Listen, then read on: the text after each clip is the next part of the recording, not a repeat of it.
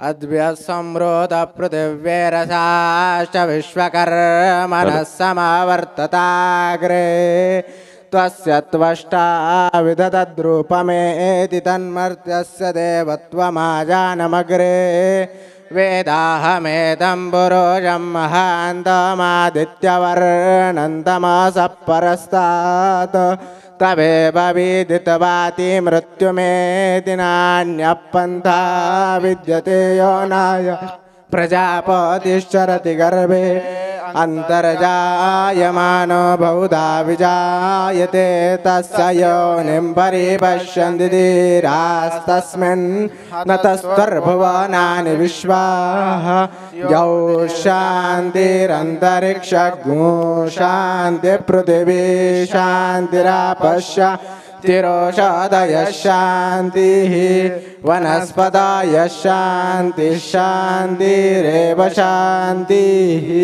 हरिः ओम। हरे राम राम राम हरि हरि हरे कृष्ण कृष्ण कृष्ण हरे हरे।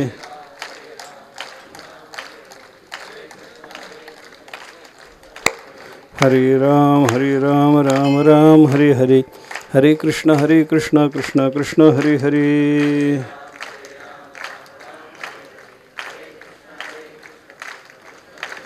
हरे राम राम हरे हरे हरे राम हरे हरे हरे कृष्ण कृष्ण कृष्ण हरे हरे।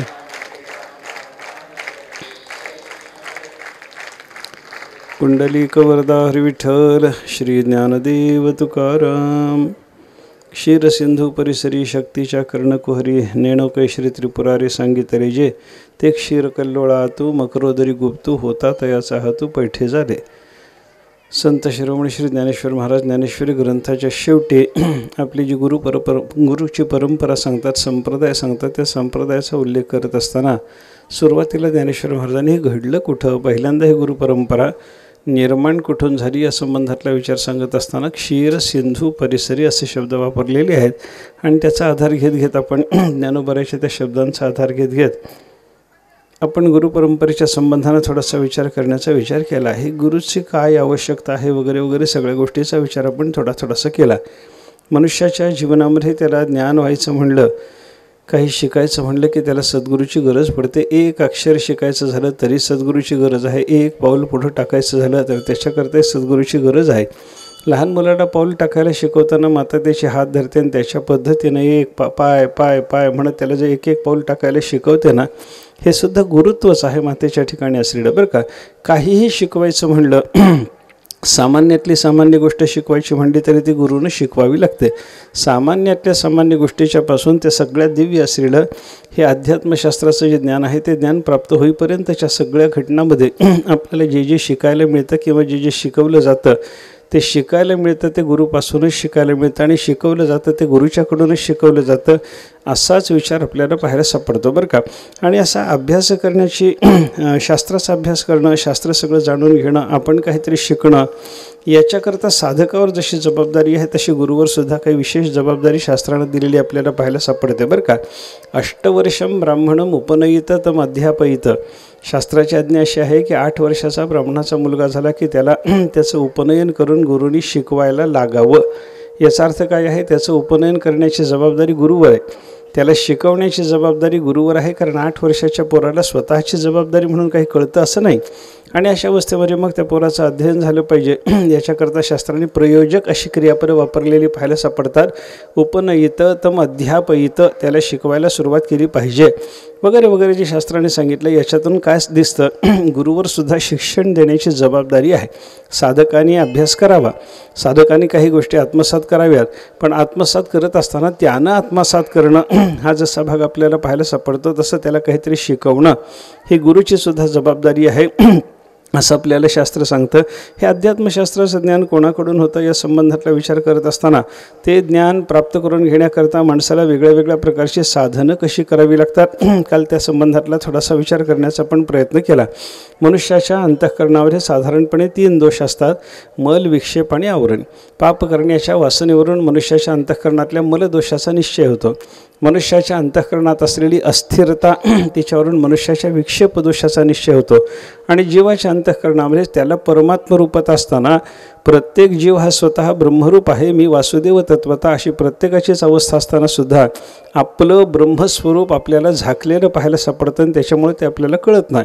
मी ब्रह्म आहे पण मी ब्रह्म आहे हे मला कळत नाही. याचं कारण काय तर आवरण नावाचा दोष येतो ना. आवरण म्हणजे झाकण. आपल्या स्वरूपावर पडलेल्या आवरणाच्या योगानं आपल्याला आपली ब्रह्मरूपता कळत नाही अशी अवस्था होते असं आपण चिंतन केलं. मग या सगळ्या दोषाचा नाश व्हावा तेव्हा ब्रह्मसाक्षात्कार होणार आहे असा विचार जर आपण केला तर त्याच्याकरता काय काय करावं लागतं विचार आपण काल थोडासा पाहिला. कर्माणि चित्तशुद्ध्यर्थम, आपलं अंतःकरण परिपूर्ण रीतीने शुद्ध व्हावं याच्याकरता निष्काम भावानं कर्माचं अनुष्ठान करा. ऐकाग्र्यार्थम उपासना, आपल्या अंतःकरणाला जी अनैकांतिकता आहे, अस्थिरता आहे, ही अस्थिरता शांत व्हावी, अंतःकरणाला स्थिरता प्राप्त व्हावी, विक्षेप दोषाचा नाश व्हावा याच्याकरता उपासना करा. पण ती उपासना निष्काम भावानं झाल्याच्याशिवाय अंतःकरणाला स्थिरता येत नाही. हा विचार झाल्याच्या नंतर मग निष्काम कर्म केलं, आपल्या अंतःकरणातला मूलदोष शांत झाला. निष्काम उपासना करून आपल्या अंतःकरणातल्या विक्षेप दोषाची शांती झाल्याच्या नंतर मग तिसऱ्या दोषाच्या नाशाचा विचार येतो. त्याला म्हणतात आवरण दोष. आणि आवरण म्हणजे स्वस्वरूपाचं ज्ञान न होणं. आपण ब्रह्मरूप आहोत पण ही ब्रह्मरूपता आपल्याला जी कळत नाही त्याचं कारण जो आवरण दोष सांगितला, या आवरण दोषाच्या नाशाकरता काय करा शास्त्रानं सांगितलं, याच्याकरता ज्ञान पाहिजे. मग ज्ञान पाहिजे तर ते कोणतं पाहिजे? अध्यात्मविद्येचं ज्ञान पाहिजे. अध्यात्मशास्त्राचं ज्ञान म्हणजे काय आहे? आत्मज्ञान आहे. आणि आत्म्याचं ज्ञान म्हणजे काय आहे? ब्रह्मज्ञान आहे. आणि आत्म्याचं ज्ञान आणि ब्रह्मज्ञान हे वेगळ्या वेगळ्या पद्धतीनं व्हावं असं नसून जीव आणि ब्रह्म एकरूप आहेत अशा पद्धतीचं ज्ञान झालं पाहिजे. आणि त्या जीव ब्रह्माच्या एकरूपतेचा साक्षात्कार झाला पाहिजे, अपरोक्ष ज्ञान झालं पाहिजे. मी ब्रह्म आहे हे निश्चयानं कळालं पाहिजे, अनुभवात ते ज्ञान आलं पाहिजे. अशी अवस्था झाली की मग आपल्या सगळ्याच्या सगळ्या दुःखाचा नाश होऊन परमानंद रूप अशी अवस्था, ब्रह्मरूप अवस्था, भगवद्रूप अवस्था हे प्रत्येक जीवाला प्राप्त होण्याची शक्यता आहे असं शास्त्राने चिंतन आपल्याला सांगितलेलं आहे. म्हणजे तिथपर्यंत जाऊन पोहोचण्यासाठी या सगळ्या दोषाचा नाश होता अध्यात्मज्ञान होणं अत्यंत महत्त्वाचं आहे. आणि हे ज्ञान कोणाच्या कृपेनं होत असेल तर ते सद्गुरूच्या कृपेनं होतं असा विचार आपण काल थोडासा केला होता. आपल्याला काय करावं लागतं? निष्काम कर्म करून मलदोष घालवावा लागतो. निष्काम उपासना करून अंतःकरणाची अस्थिरता घालवून विक्षेप दोषाची शांती करावी लागते. मग आवरण दोषाचा नाश करून घेण्याकरता साधकाला साधन चतुष्टय संपन्न झालं पाहिजे असं आपण काल थोडंसं पाहिलं होतं. त्याला विवेक प्राप्त झाला पाहिजे, 4 गोष्टी प्राप्त झाल्या पाहिजे. साधन चतुष्टय म्हणजे 4 साधनं त्याच्या अंगी बांधली पाहिजेत. त्याला विवेक असावा, त्याला वैराग्य असावं, त्याला शमाधिषट संपत्ती प्राप्त असावी आणि त्याच्यानंतर त्याला तीव्र मुमुक्षुता प्राप्त झाली पाहिजे असा वेदांतातला विचार काल मी थोडासा जाता सांगितला होता. विवेक शब्दाचा अर्थ पृथक्करण, 2 गोष्टी वेगळ्या वेगळ्या एकत्रित आल्याच्या नंतर त्याच्यातली एक गोष्ट योग्य असते, एक गोष्ट अयोग्य असते. एक गोष्ट पवित्र असते, एक गोष्ट अपवित्र असते. पण त्या पवित्र अपवित्राचं मिश्रण होतं, दुःखाचं आनंदाचं मिश्रण होतं, चिताचं अचिताचं मिश्रण होतं, सताचं असताचं मिश्रण होतं. आणि हे मिश्रण म्हणजेच जग आहे अशा पद्धतीचा विचार शास्त्रकारांनी आपल्याला सांगितलेला पाहायला सापडतो बरं का. आणि हे मिश्रण जे आहे त्या मिश्रणामध्ये अशुद्ध आणि शुद्धाचं मिश्रण असल्यामुळे ते अशुद्ध बाजूला पडावं आणि त्याच्यातलं शुद्ध जे आहे ते आपल्याला वेगळं काढता यावं. याला म्हणतात विवेकाची दृष्टी. अनात्मा वेगळा काढता आला पाहिजे आणि आत्मा वेगळा काढता आला पाहिजे. अपवित्र ते अपवित्र म्हणून कळालं पाहिजे, पवित्र ते पवित्र म्हणून कळालं पाहिजे, आनंद ते आनंद म्हणून कळालं पाहिजे, दुःख ते दुःख म्हणून कळालं पाहिजे बरं का. नाहीतर गंमत अशी होते माणसाच्या बुद्धीची, कित्येक वेळेला असं होतं दुःखच आपल्यासमोर सुख म्हणून उभं राहतं आणि सुख आपल्याला दुःख म्हणून वाटायला लागतं. मला सांगा परमात्मा कसा आहे याचा विचार सांगत असताना संतांनी काय सांगितलं? सर्व सुखाचे आगर. परमात्मा सुखरूप आहे. सुखमस्य आत्मनः रूपम विज्ञानम आनंदम ब्रह्म अशा सगळ्या वचनाचा विचार पाहिल्याच्या नंतर परमात्मा आनंदरूप आहे ही गोष्ट आपल्याला लक्षात घेता येते. पण आनंदरूप असलेल्या या परमात्म्याच्या संबंधानं, आनंदरूप असलेला हा परमात्मा, त्याच्या संबंधानं तुम्ही रावणाला विचारून बघा हा परमात्मा तुला आनंदाचा दिसतो का? कुंभकर्णाला विचारून बघा हा तुला आनंदाचा दिसतो का? हिरण्यकश्यपूला, हिरण्याक्षाला विचारून बघा हा परमात्मा तुम्हाला आनंदाचा दिसतो का? कंसाला, शिशुपालाला विचारून बघा तुम्ही हा परमात्मा तुम्हाला आनंदाचा दिसतो का? हे सगळे म्हणतात नाही हा त्रासदायक आहे, आमच्या मुळावर उठलेला आहे, आमचा घातकी आहे, आमचा प्राण घेणार आहे आणि आमच्यासाठी म्हणून अनिष्ट असल्यामुळं, अयोग्य आहे अनिष्ट असल्यामुळं याच्या नाशासाठी आम्हाला प्रयत्न करायचा आहे. हिरण्याक्ष, हिरण्यकश्यपू, रावण, कुंभकर्ण हे सगळे देवाच्या जीवावर ज्या अर्थी उठलेले पाहायला सापडतात. आणि देवाच्या नाशाचा विचार यांच्या अंतःकरणामध्ये असतो. याचाच अर्थ असा आहे की देव सर्वांच्यासाठी अनुकूल असताना या लोकांना तो प्रतिकूलतेनं जाणवला. सुखाचा आश्रयडा परमात्मा दुःखाचा म्हणून जाणवावा आणि दुःखाचा आश्रयडा प्रपंचाचा विषयाचा पसारा सगळा सुखाचा म्हणून जाणवावा. ही तर अज्ञानानं झालेली बोंब आहे. आपल्या पाठीमागं अज्ञान लागलं, त्या अज्ञानाने हे सगळे असे सगळे घोळ करून ठेवलेले आपल्याला पाहायला सापडतात. सुख ते दुःख म्हणून कळतं आणि दुःख ते सुख म्हणून कळतं. पवित्र ते अपवित्र म्हणून कळतं आणि अपवित्र ते पवित्र म्हणून आपल्याला कळायला लागलेलं आहे. अशी अवस्था आपल्या बुद्धीची असते बरं का. कित्येक गोष्टी पवित्र असतात पण त्या आपल्याला अपवित्र वाटतात. मी एक संस्कृतातलं सुभाषित नेहमी सांगतो त्याच्याकरता. त्या सुभाषितामध्ये काही पदार्थांची वर्णनं केलेली आहे. पदार्थाचं नाव सांगितलेलं नाही. ऐका, पदार्थाचं नाव सांगितल्यावर तो पदार्थ पवित्र आहे, पण त्या पदार्थाच्या संबंधानं केलेली वर्णनं, त्या पदार्थाच्या 5ही पदार्थाच्या संबंधानं केलेली जी काही वर्णनं आहेत ती वर्णनं मी तुमच्यासमोर जर सांगायला लागलो तर त्या वर्णनानुसार त्या पदार्थाला पवित्र म्हणायचं का तुम्हीच मला सांगत चला. मी आता ते सगळ्या पदार्थाचं वर्णन सांगतो. उच्छिष्टम शिवनिर्माल्यम वमनम शवकर्पटम काकविष्ठा समुत्पन्न पंच एते अतिपवित्र काहा. हे 5 पदार्थ अतिशय पवित्र आहेत असं शास्त्र आपल्याला सांगतं. आता त्या 5 पदार्थाची वर्णन आहे का. पहिल्या पदार्थाचं वर्णन केलं उच्छिष्टम. उच्छिष्ट म्हणजे उष्ट ते पवित्र असतं का मला सांगा. कोणाचं उष्ट पवित्र नसतं. उष्ट्याला पवित्र म्हणावं हे आपल्याला मान्यच नाही असं आपल्याला चिंतन करता येतं. अरे गीतेमध्ये भगवंताने तामस भोजनाचं वर्णन करत असताना उष्ट भोजन तामसाला आवडणारं म्हणून सांगितलं. उच्छिष्टमपि चामेध्यम भोजनम तामसप्रियम. तमोगुणी माणसाला आवडणारं ते भोजन आहे. उष्ट चांगलं नसतं. उष्ट कोणाला खाता येत नाही. तुपासाठी उष्ट खावं असं म्हणणारा मनुष्यसुद्धा कृपणाचा सम्राट म्हणून सांगितलं जातं. त्याच्या कार्पण्य दोषानं कृपणतेच्या योगानं तो मनुष्य तुपासाठी उष्ट खायला तयार असतो, पण कशासाठीही कधीही कोणाचंही उष्ट खायला शास्त्राने परवानगी दिलेली नाही. हा विचार लक्षात घ्या. मग उष्ट म्हणून सांगितलेली एक वस्तू आहे, पण त्या वस्तूचं स्वरूप तिचं नाव जर ऐकलं तर ती वस्तू अतिपवित्र आहे. पण उष्ट म्हणून वर्णन जे ऐकलं आपण आत्ता ती वस्तू आपल्याला नाही घाणेरडी वस्तू, अपवित्र वस्तू अशी भावना निर्माण झाली की नाही बोला. दुसरं वर्णन ऐका. शिवनिर्माल्यम. भगवान शंकराच्या मस्तकावर पिंडीवर समर्पित झालेली एक वस्तू ऐका, ती निर्माल्य म्हणून बाजूला काढून टाकल्याच्या नंतर परत भगवान शंकराला ते समर्पण करता येते का. येत नाही. कोणत्याही देवाचं असंच आहे. देवाला आपण समर्पण केलेलं बेल फूल वगैरे जे काही असतं ते एक दिवस समर्पण केलेलं, तिथं ताजं समर्पण केलेलं देवाच्या अंगावर राहू शकतं. आणि एकदा ते निर्माल्य झालं, दुसऱ्या दिवशी ते निर्माल्य म्हणून जर काढून टाकलेलं असेल तर ते पुन्हा देवाला समर्पण करता येतं का. येत नाही. भगवान शंकराच्या अंगावरून काढलेली वस्तू तर देवाला परत कधी समर्पण करता येतच नाही बरं का. इतर कसं आहे, आपण तुळस वगैरे पदार्थाचा विचार जर करायला लागलो, आपण शालग्रामाला तुळस समर्पण केली, पुढं दुसऱ्या दिवशी आपल्याला तुळस मिळत नसेल तर पहिल्या दिवशी समर्पण केलेली तुळस दुसऱ्या दिवशी धुवून परत शालग्रामाला समर्पण करता येते. पण भगवान शंकराला समर्पण केलेलं फूल, भगवान शंकराला समर्पण केलेला बेल हा परत धुवून देवाला समर्पण करता येतच नाही, कधीही समर्पण करता येत नाही. पण एक गोष्ट अशी आहे, ती शंकराचं निर्माल्य देवाच्या अंगावरून काढून टाकलेली आहे, पण परत ते देवाला कितीदाही समर्पण करता येते. नाव काय, नाव नंतर सांगतो. अगोदर त्या वस्तूचं वर्णन आहे का फक्त ते शिवनिर्माल्य. शिवनिर्माल्य म्हणलं की मग त्या देवाला समर्पण करण्याच्या दृष्टीनं अपवित्र असतं. एक वस्तू उष्टी आहे, एक वस्तू शिवनिर्माल्य आहे. तिसऱ्या वस्तूचं वर्णन आहे का, वमनम. वमन म्हणजे ओकून टाकलेली वस्तू आहे, ती ओकून टाकलेली वांत वस्तू, थुंकून टाकलेली किंवा ओकून टाकलेली वस्तू चांगली असते का. तिला पवित्र म्हणायची तुमची तयारी आहे का. तोंडातून बाहेर पडलेल्या वस्तूला आधी घेताना तोंडामध्ये ती पवित्र जरी असली तरी तोंडातून पोटात गेल्याच्या नंतर तोंडातून बाहेर काढून टाकलेल्या त्या वस्तूला आपण पवित्र म्हणू का. अरे वर्णन ऐकता सुद्धा नको वाटलं रे. किळस यायला लागले त्या पदार्थाचे आणि त्या पदार्थाच्याबद्दल तुम्ही पवित्र म्हणून वर्णन करायला लागला. चालत नाही असं माणसाला वाटतं.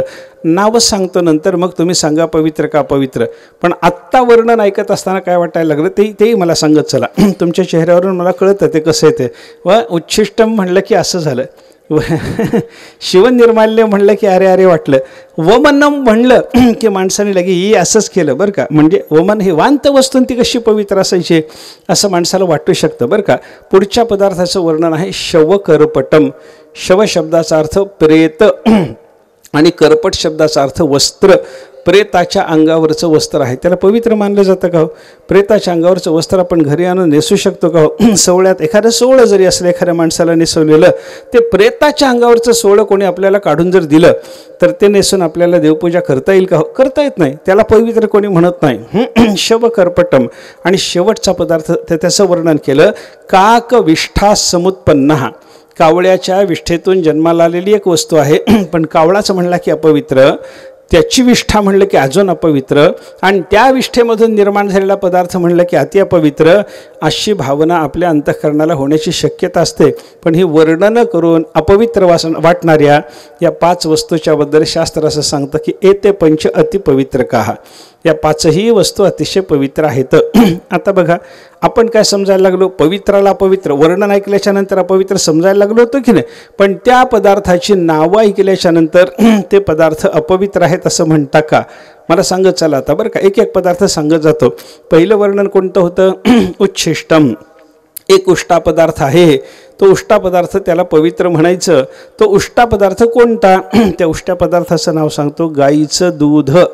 ऐका, गाईचं दूध हे उष्ट असतं की नाही याचा विचार करा. आपलं नाही, आपण कपात आपल्याला कोणीतरी दूध दिलं आणि ते उष्ट करून ठेवल्यावर ते पवित्र असत नाही. पण उष्ट म्हणजे कशाला म्हणतो आपण ज्या भांड्यामध्ये दूध दिलं त्या भांड्याला आपण तोंड लावलं, तोंड लावून आपण ते दूध प्राशन जर केलं तर ते भांड्यातलं उरलेलं जे दूध असतं ते उष्ट होतं की नाही? उष्ट होतं. तसं थोडंसं विचिंतन करा. गाईच्या कासेमध्ये असलेलं दूध गाईला पान्हा फुटावा याच्याकरता वासरू सोडल्याच्या नंतर ते वासरू गाईला ढुशा मारून गाईचं स्तनपान करायला लागतं की नाही? गाईचं स्तनपान त्यानं केल्याच्या नंतर गाईला आलेला पान्हा आपण काय करतो? त्या वासराला बाजूला करतो आणि ते दूध काढून घेतो. वासराला सोडल्याशिवाय गाईला पान्हा येत नाही, म्हणून वासरू सोडावं लागतं. ते वासरू सोडल्याच्या नंतर गाईच्या स्तनाला बिलगतं, गाईचं स्तनपान करायला लागतं. त्या स्तनपानाच्या योगानं गाईला पान्हा फुटला की मग त्या वासराला बाजूला करायचं आणि फुटलेला पान्हा आपण काढून घ्यायचा असा आपला प्रकार असतो. मला सांगा, भांड्याला तोंड लावल्याच्या नंतर भांड्यामध्ये उरलेला पदार्थ तो जर उष्टा होत असेल तर वासरानं गाईच्या स्तनाला कासेला तोंड लावलं आणि तोंड लावल्याच्या नंतर कासेमध्ये दूध आलं, दूध होतं, ते असलेलं दूध उरलेलं दूध जे आहे ते त्या वासराचं उष्ट झालं की नाही? बोला. मग उष्ट असलेलं हे दूध त्याला तुम्ही पवित्र म्हणता का अपवित्र म्हणता? सांगा आता. कसं म्हणता त्या दुधाला? गाईचं दूध काढून घेणं झाल्याच्या नंतर पात्रात आलेलं ते दूध त्याला पवित्र म्हणता की अपवित्र म्हणता? पवित्र म्हणतो. वर्णन काय? उच्छिष्टम. ते ऐकल्यावर काय वाटलं होतं? पदार्थ अपवित्र आहे, पण त्या पदार्थाचं नाव ऐकलं ते गाईचं दूध आहे म्हणल्याच्या नंतर अरे ते वासराचं उष्ट दूध ते घ्यायचं आणि ते घेऊन देवाला अभिषेक करत असताना, पंचामृताचा अभिषेक करताना, दुधाचा अभिषेक करताना, आप्याय स्वसमेतो ते विश्वतः सोमवृष्ण्यम भवा वाजस्य संगथे, अशा वेद मंत्राचा उच्चार करत करत परमात्म्याला ते समर्पण करता येतं आपल्याला. याचा अर्थ काय झाला? पवित्र आहे. पण अगोदर वर्णन ऐकल्यावर काय वाटलं? अपवित्र. अपवित्र वाटलं पण आहे पवित्र. हीच सगळ्या गोष्टीची गंमत असते बरं का. संसारामध्ये जे जे अपवित्र आहे ते आपल्याला पवित्र वाटत जातं आणि जे पवित्र आहे ते सगळं आपल्याला अपवित्र वाटत जातं. दुसरा पदार्थ आहे का? शिवनिर्माल्यम. भगवान शंकराच्या मस्तकावर समर्पित झालेली एक वस्तू दुसऱ्या दिवशी काढून टाकलेली, बाजूला पडलेली, त्याला शिवनिर्माल्य म्हणतात. ते भगवंताला कधी परत समर्पण करता येत नाही. पण एक शिवनिर्माल्य असं आहे, ते देवाच्या अंगावरून बाजूला पडलं तरी परंतु आपल्याला ते भगवंताला नित्य समर्पण करता येतं. त्याचं नाव काय? गंगा. गंगा कशी आली? स्वर्गातून गंगा येत असताना भगीरथानं गंगेला स्वर्गातून मृत्यूलोकात आणलं आणि ती येत असताना तिनं सांगितलं होतं, माझा वेग धारण करणारा कोणी बघ बाबा. कारण स्वर्गातून मी मृत्यूलोकात यायचे, प्रचंड वेगानं यायचे आणि माझ्या वेगाच्या योगानं मी भूतलाचा भेद करून जर पुन्हा पाताळात गेले तर स्वर्गातून मी मृत्यूलोकात यावं याच्याकरता तुम्हाला 3 पिढ्या तप करावं लागलं. मी जर पाताळात गेले तर पाताळातून परत वर येण्याकरता तुमच्या किती पिढ्या तप करावं लागेल सांगता येत नाही. याच्यासाठी मी पाताळात जाऊ नये ही व्यवस्था करण्याकरता म्हणून तुला कोणीतरी माझा वेग धारण करणारा बघावा लागेल. भगवंताने हे भगीरथानं सांगितलं, गंगेला ती अडचण मानू नको म्हणे, कारण मी प्रार्थना केल्यावरून भगवान शंकर तुझा वेग धारण करायला येतील. भगवान शंकराने ती जटाजुटात धारण केली. स्वर्गातून ती पडली. स्वर्गातून खाली येत असताना भगवान शंकराने ती जटाजुटात धारण केली. जटाजुटात धारण करून मग भगीरथाच्या प्रार्थनेवरून शंकराने ती परत काढून दिली आणि मग तो गंगेचा प्रवाह पुढं भगीरथाने गंगासागरापर्यंत नेला, समुद्रापर्यंत नेला, संगमापर्यंत नेला. आणि त्या ठिकाणी कपिलाचार्याच्या आश्रमाच्या ठिकाणी जे त्याचे सगळे पूर्वज दग्ध होऊन पडले होते, त्यांच्या राखेमध्ये या गंगेच्या जलाचं मिश्रण झाल्याच्या नंतर त्यांचा उद्धार झाला. ही कथा आहे. या कथेतून आपल्याला काय घ्यायचं? भगीरथानं गंगेला वेग धारण करणारा भगवान शंकर माझं ऐकेल असं सांगितलं आणि शंकराने जटाजुटात गंगा धारण केली. जटाजुटात धारण केलेली गंगा भगीरथाला काढून दिली. याचा अर्थ काय झाला? भगवान शंकराच्या मस्तकावरून बाजूला पडलेली ही गंगा म्हणजे शिवनिर्माल्य. पण शिवनिर्माल्य असलेल्या या गंगेच्या पाण्याने आपल्याला भगवंताला परत अभिषेक करता येतो की नाही याचा विचार सांगा मला. काशीला गेल्याच्या नंतर गंगा घेऊन जाऊन आपण भगवंताला समर्पण करतो ना, समर्पण करतो. काशीची गंगा आणून रामेश्वर लिंगाला नेऊन ते समर्पण करतो ना, आपण करतो. याचा अर्थ काय? एक पदार्थ शिवनिर्माल्य आहे असं वर्णन ऐकल्याच्या नंतर त्या पदार्थाबद्दल अपवित्रत्वाची भावना झाली होती, पण त्या पदार्थाचं नाव गंगा आहे असं लक्षात घेतल्याच्या नंतर तो पदार्थ पवित्र हे आपल्याला कळालं बरं का. उच्छिष्टम शिवनिर्माल्यम तिसरा पदार्थ आहे का, त्याचं वर्णन होतं वमनम. वमन म्हणजे ओकून टाकलेला पदार्थ. ओकून टाकलेला पदार्थ तो कसा पवित्र असायचा असं वाटलं होतं, पण त्या पदार्थाचं नाव आहे का, त्याचं नाव आहे मध. मध आपण जो मध खातो ना, औषधाला वगैरे मध वापरतात बघा, तो मध गोड गोड असलेला मध. हा मध कसा आहे? हा मध त्या मधमाशाने जमा करून आणलेला आहे. मधमाशा फुलावर जातात, तिथला मध जमा करतात, तो चोचेनं सोंडेनं त्यांच्या काढून घेतात. फुलामध्ये मध आहे हे दिसत सुद्धा नाही आपल्याला, पण मधमाशीला तो मध काढून घेता येतो. तो काढून घेतलेला मध मधमाशी आपल्या पोळ्यात नेऊन संग्रहित करते, म्हणजे चोचेनं काढून घेते, ती पिऊन घेते, फुलातला मध पिऊन घेते आणि आपल्या पोळ्यामध्ये नेऊन ती ओकून टाकते, थुंकून टाकते बरं का. काही वेळेला तर काय होतं, एका ठिकाणाहून या मधमाशांना आपलं हे ठिकाण हलवायचं आहे असं वाटलं, दुसऱ्या ठिकाणी जाऊन पोळं रचायचं त्याने जर ठरवलेलं असेल, तर या मधमाशा पहिल्या पोळ्यामध्ये असलेला सगळा मध पिऊनच दुसऱ्या ठिकाणी पोळं निर्माण करायला जात असतात. अशी त्यांच्याबद्दलची सगळी रचना त्यांची अशाच पद्धतीची असते बरं का. ही स्थिती आहे त्यांची.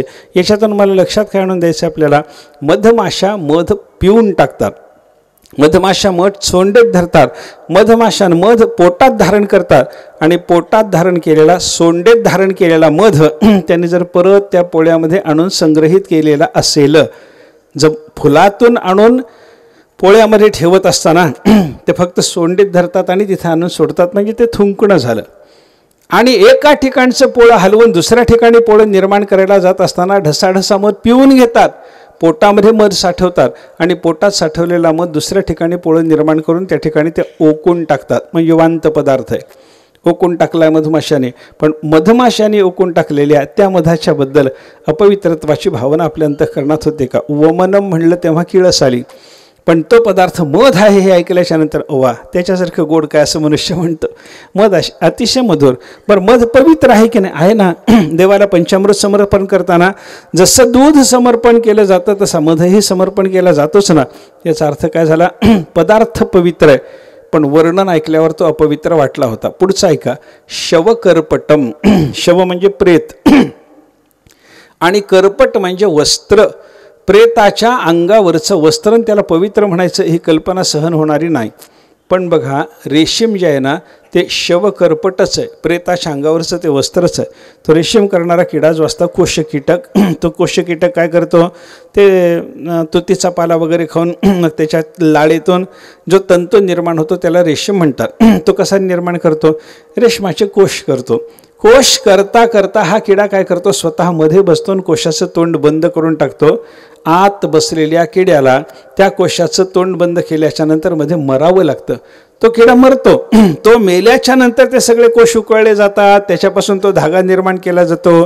त्याच्यापासून ते रेशमाचं वस्त्र होतं, त्याला सोवळं म्हणलं जातं. ते एवढं पवित्र असतं की पांडुरंगसुद्धा त्या अंगावर धारण करतो. देवालासुद्धा नेसवलं जातं. कासे सोनसळा, पांघरे पाटोळा, घननीळ सावळा, बाई आणो, असं त्याचं वर्णन केलं जातं. याचा अर्थ काय झाला? देवालाही रेशमी वस्त्र नेसवलं जातं. देवाची पूजा करण्याकरता पवित्र भावनेनं रेशमी वस्त्र अंगावर परिधान केलं जातं. म्हणजे रेशमी वस्त्र पवित्र आहे. पण त्या रेशमी वस्त्राच्या संबंधानं केलेलं वर्णन जे आपण आत्ता ऐकलं ते प्रेताच्या अंगावरचं वस्त्र आहे.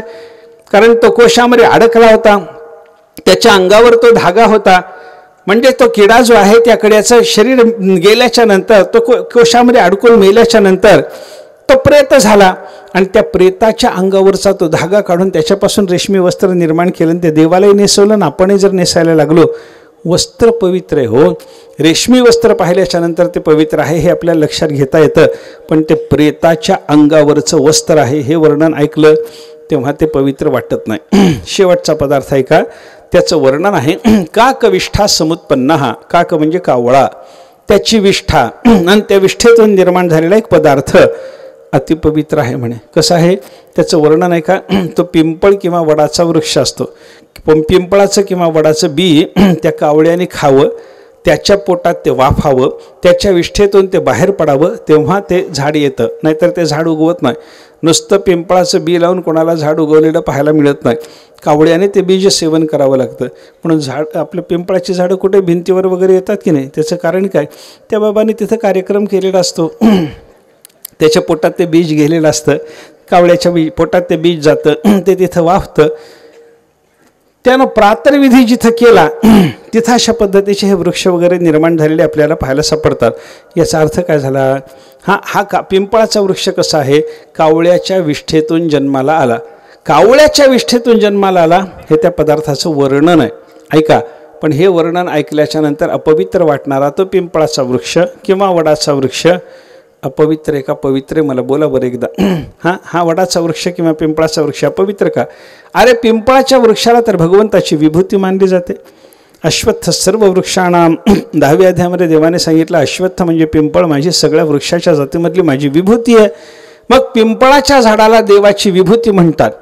ज्ञानोबराच्या दारात तर पिंपळाला केवढं मोठं महत्त्व आहे. जयाची द्वारे सोन्याचा पिंपळ, अंगी ऐसे बळ रेडा बोले, हे ज्ञानेश्वर महाराजांचं वर्णन करत आपण त्या पिंपळाला प्रदक्षिणा घालतो.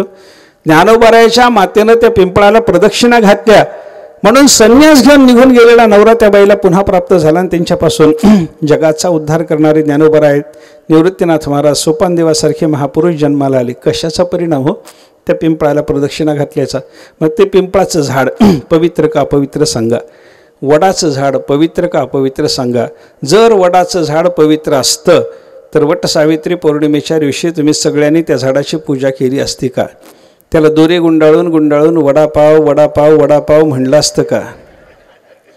म्हणलं नसतं. कशाकरता असलात मला कळालंच नाही. काय मी काय बोललो हसायसारखं मलाही कळालं नाही, पण तुम्ही हसलात त्यार्थी काहीतरी हसायसारखं झालं एवढं लक्षात आलं. तुमचा वडापाव वेगळा आहे, माझा वडापाव वेगळा आहे, त्याला काय करता. माझ्याकडे वडा म्हणजे हे वटवृक्षा, पाव म्हणजे प्रसन्न हो, पाव हे माझ्याकडे क्रियापद आहे, वडा हे संबोधन आहे. तुम्ही वडापाव पदार्थाचीच नावं घेऊन बसलात, तसं नाही. वडापाव वडापाव, वडा प्रसन्न हो, वटवृक्षा प्रसन्न हो म्हणून त्याला प्रदक्षिणा घातल्या जातात की नाही त्या दिवशी सांगा. ज्यार्थी त्याला प्रदक्षिणा आहेत, ऐका, प्रदक्षिणा करून काय, त्या दिवशी प्रदक्षिणा करून त्या वटवृक्षाला प्रार्थना करून मागणी असते बरं का. काय मागणी असते? माझा हा नवरा फार चांगला आहे, माझ्या वाट्याला आलेला, हा 7 जन्म हाच मिळू दे. हा 7 जन्म नाही तसं कधीच नसतं, तसं कधी नसतं. हा माझ्या वाट्याला आलेला नवरा 7 जन्म मला हाच मिळू दे. कशाकरता? कंसातला ऐका, हा एवढा गरीब, दुसरा छळायला एवढा गरीब मिळायचा नाही म्हणून. ते काही असू द्या, ते काही असू द्या, पुढचं हे कंसातलं वगैरे सगळं वगळून टाकायचं असतं. हे काही ऐकायचं नसतं किंवा लक्षात ठेवायचं नसतं. पण वडापाव मात्र लक्षात ठेवायचं बरं का. वटवृक्षाला जी प्रदक्षिणा घालून प्रार्थना केली, वडा प्रसन्न हो, याचं कारण काय सांगा ना मला. तो वटवृक्ष पवित्र आहे म्हणूनच प्रदक्षिणा, तो वटवृक्ष पवित्र आहे म्हणूनच पूजा, ते पिंपळाचं झाड पवित्र आहे म्हणूनच त्याची पूजा आणि त्याला प्रदक्षिणा असतात. पण वर्णन काय होतं? काकविष्ठा समुत्पन्ना, कावळ्याच्या विष्ठेतून जन्माला आलेला. वर्णन ऐकल्याच्या नंतर अपवित्रतेनं जाणवलेले पदार्थ नाव ऐकल्याच्या नंतर पवित्र म्हणून जाणवतात. याचा अर्थ काय आहे? आपल्याला पवित्र ते अपवित्र म्हणून कळतं, अपवित्र ते पवित्र म्हणून कळतं. पण विवेकाची बुद्धी प्राप्त झालेली या महात्म्याला जे जसं आहे तसं कळायला लागतं. जे पवित्र ते पवित्रच कळतं, जे अपवित्र ते अपवित्र म्हणून कळतं. जे सत्य आहे ते सत्य म्हणून कळतं आणि जे असत्य आहे ते असत्य म्हणून कळतं. जे चैतन्यमय आहे ते चैतन्यमय म्हणून कळतं आणि जे जड आहे ते जड म्हणून कळतं. जे सुखाचं आहे ते सुखाचं म्हणून कळतं आणि जे दुःखाचं आहे ते दुःखाचं म्हणून कळतं. हे कधी होतं सांगा? विवेक प्राप्त झाल्यावर.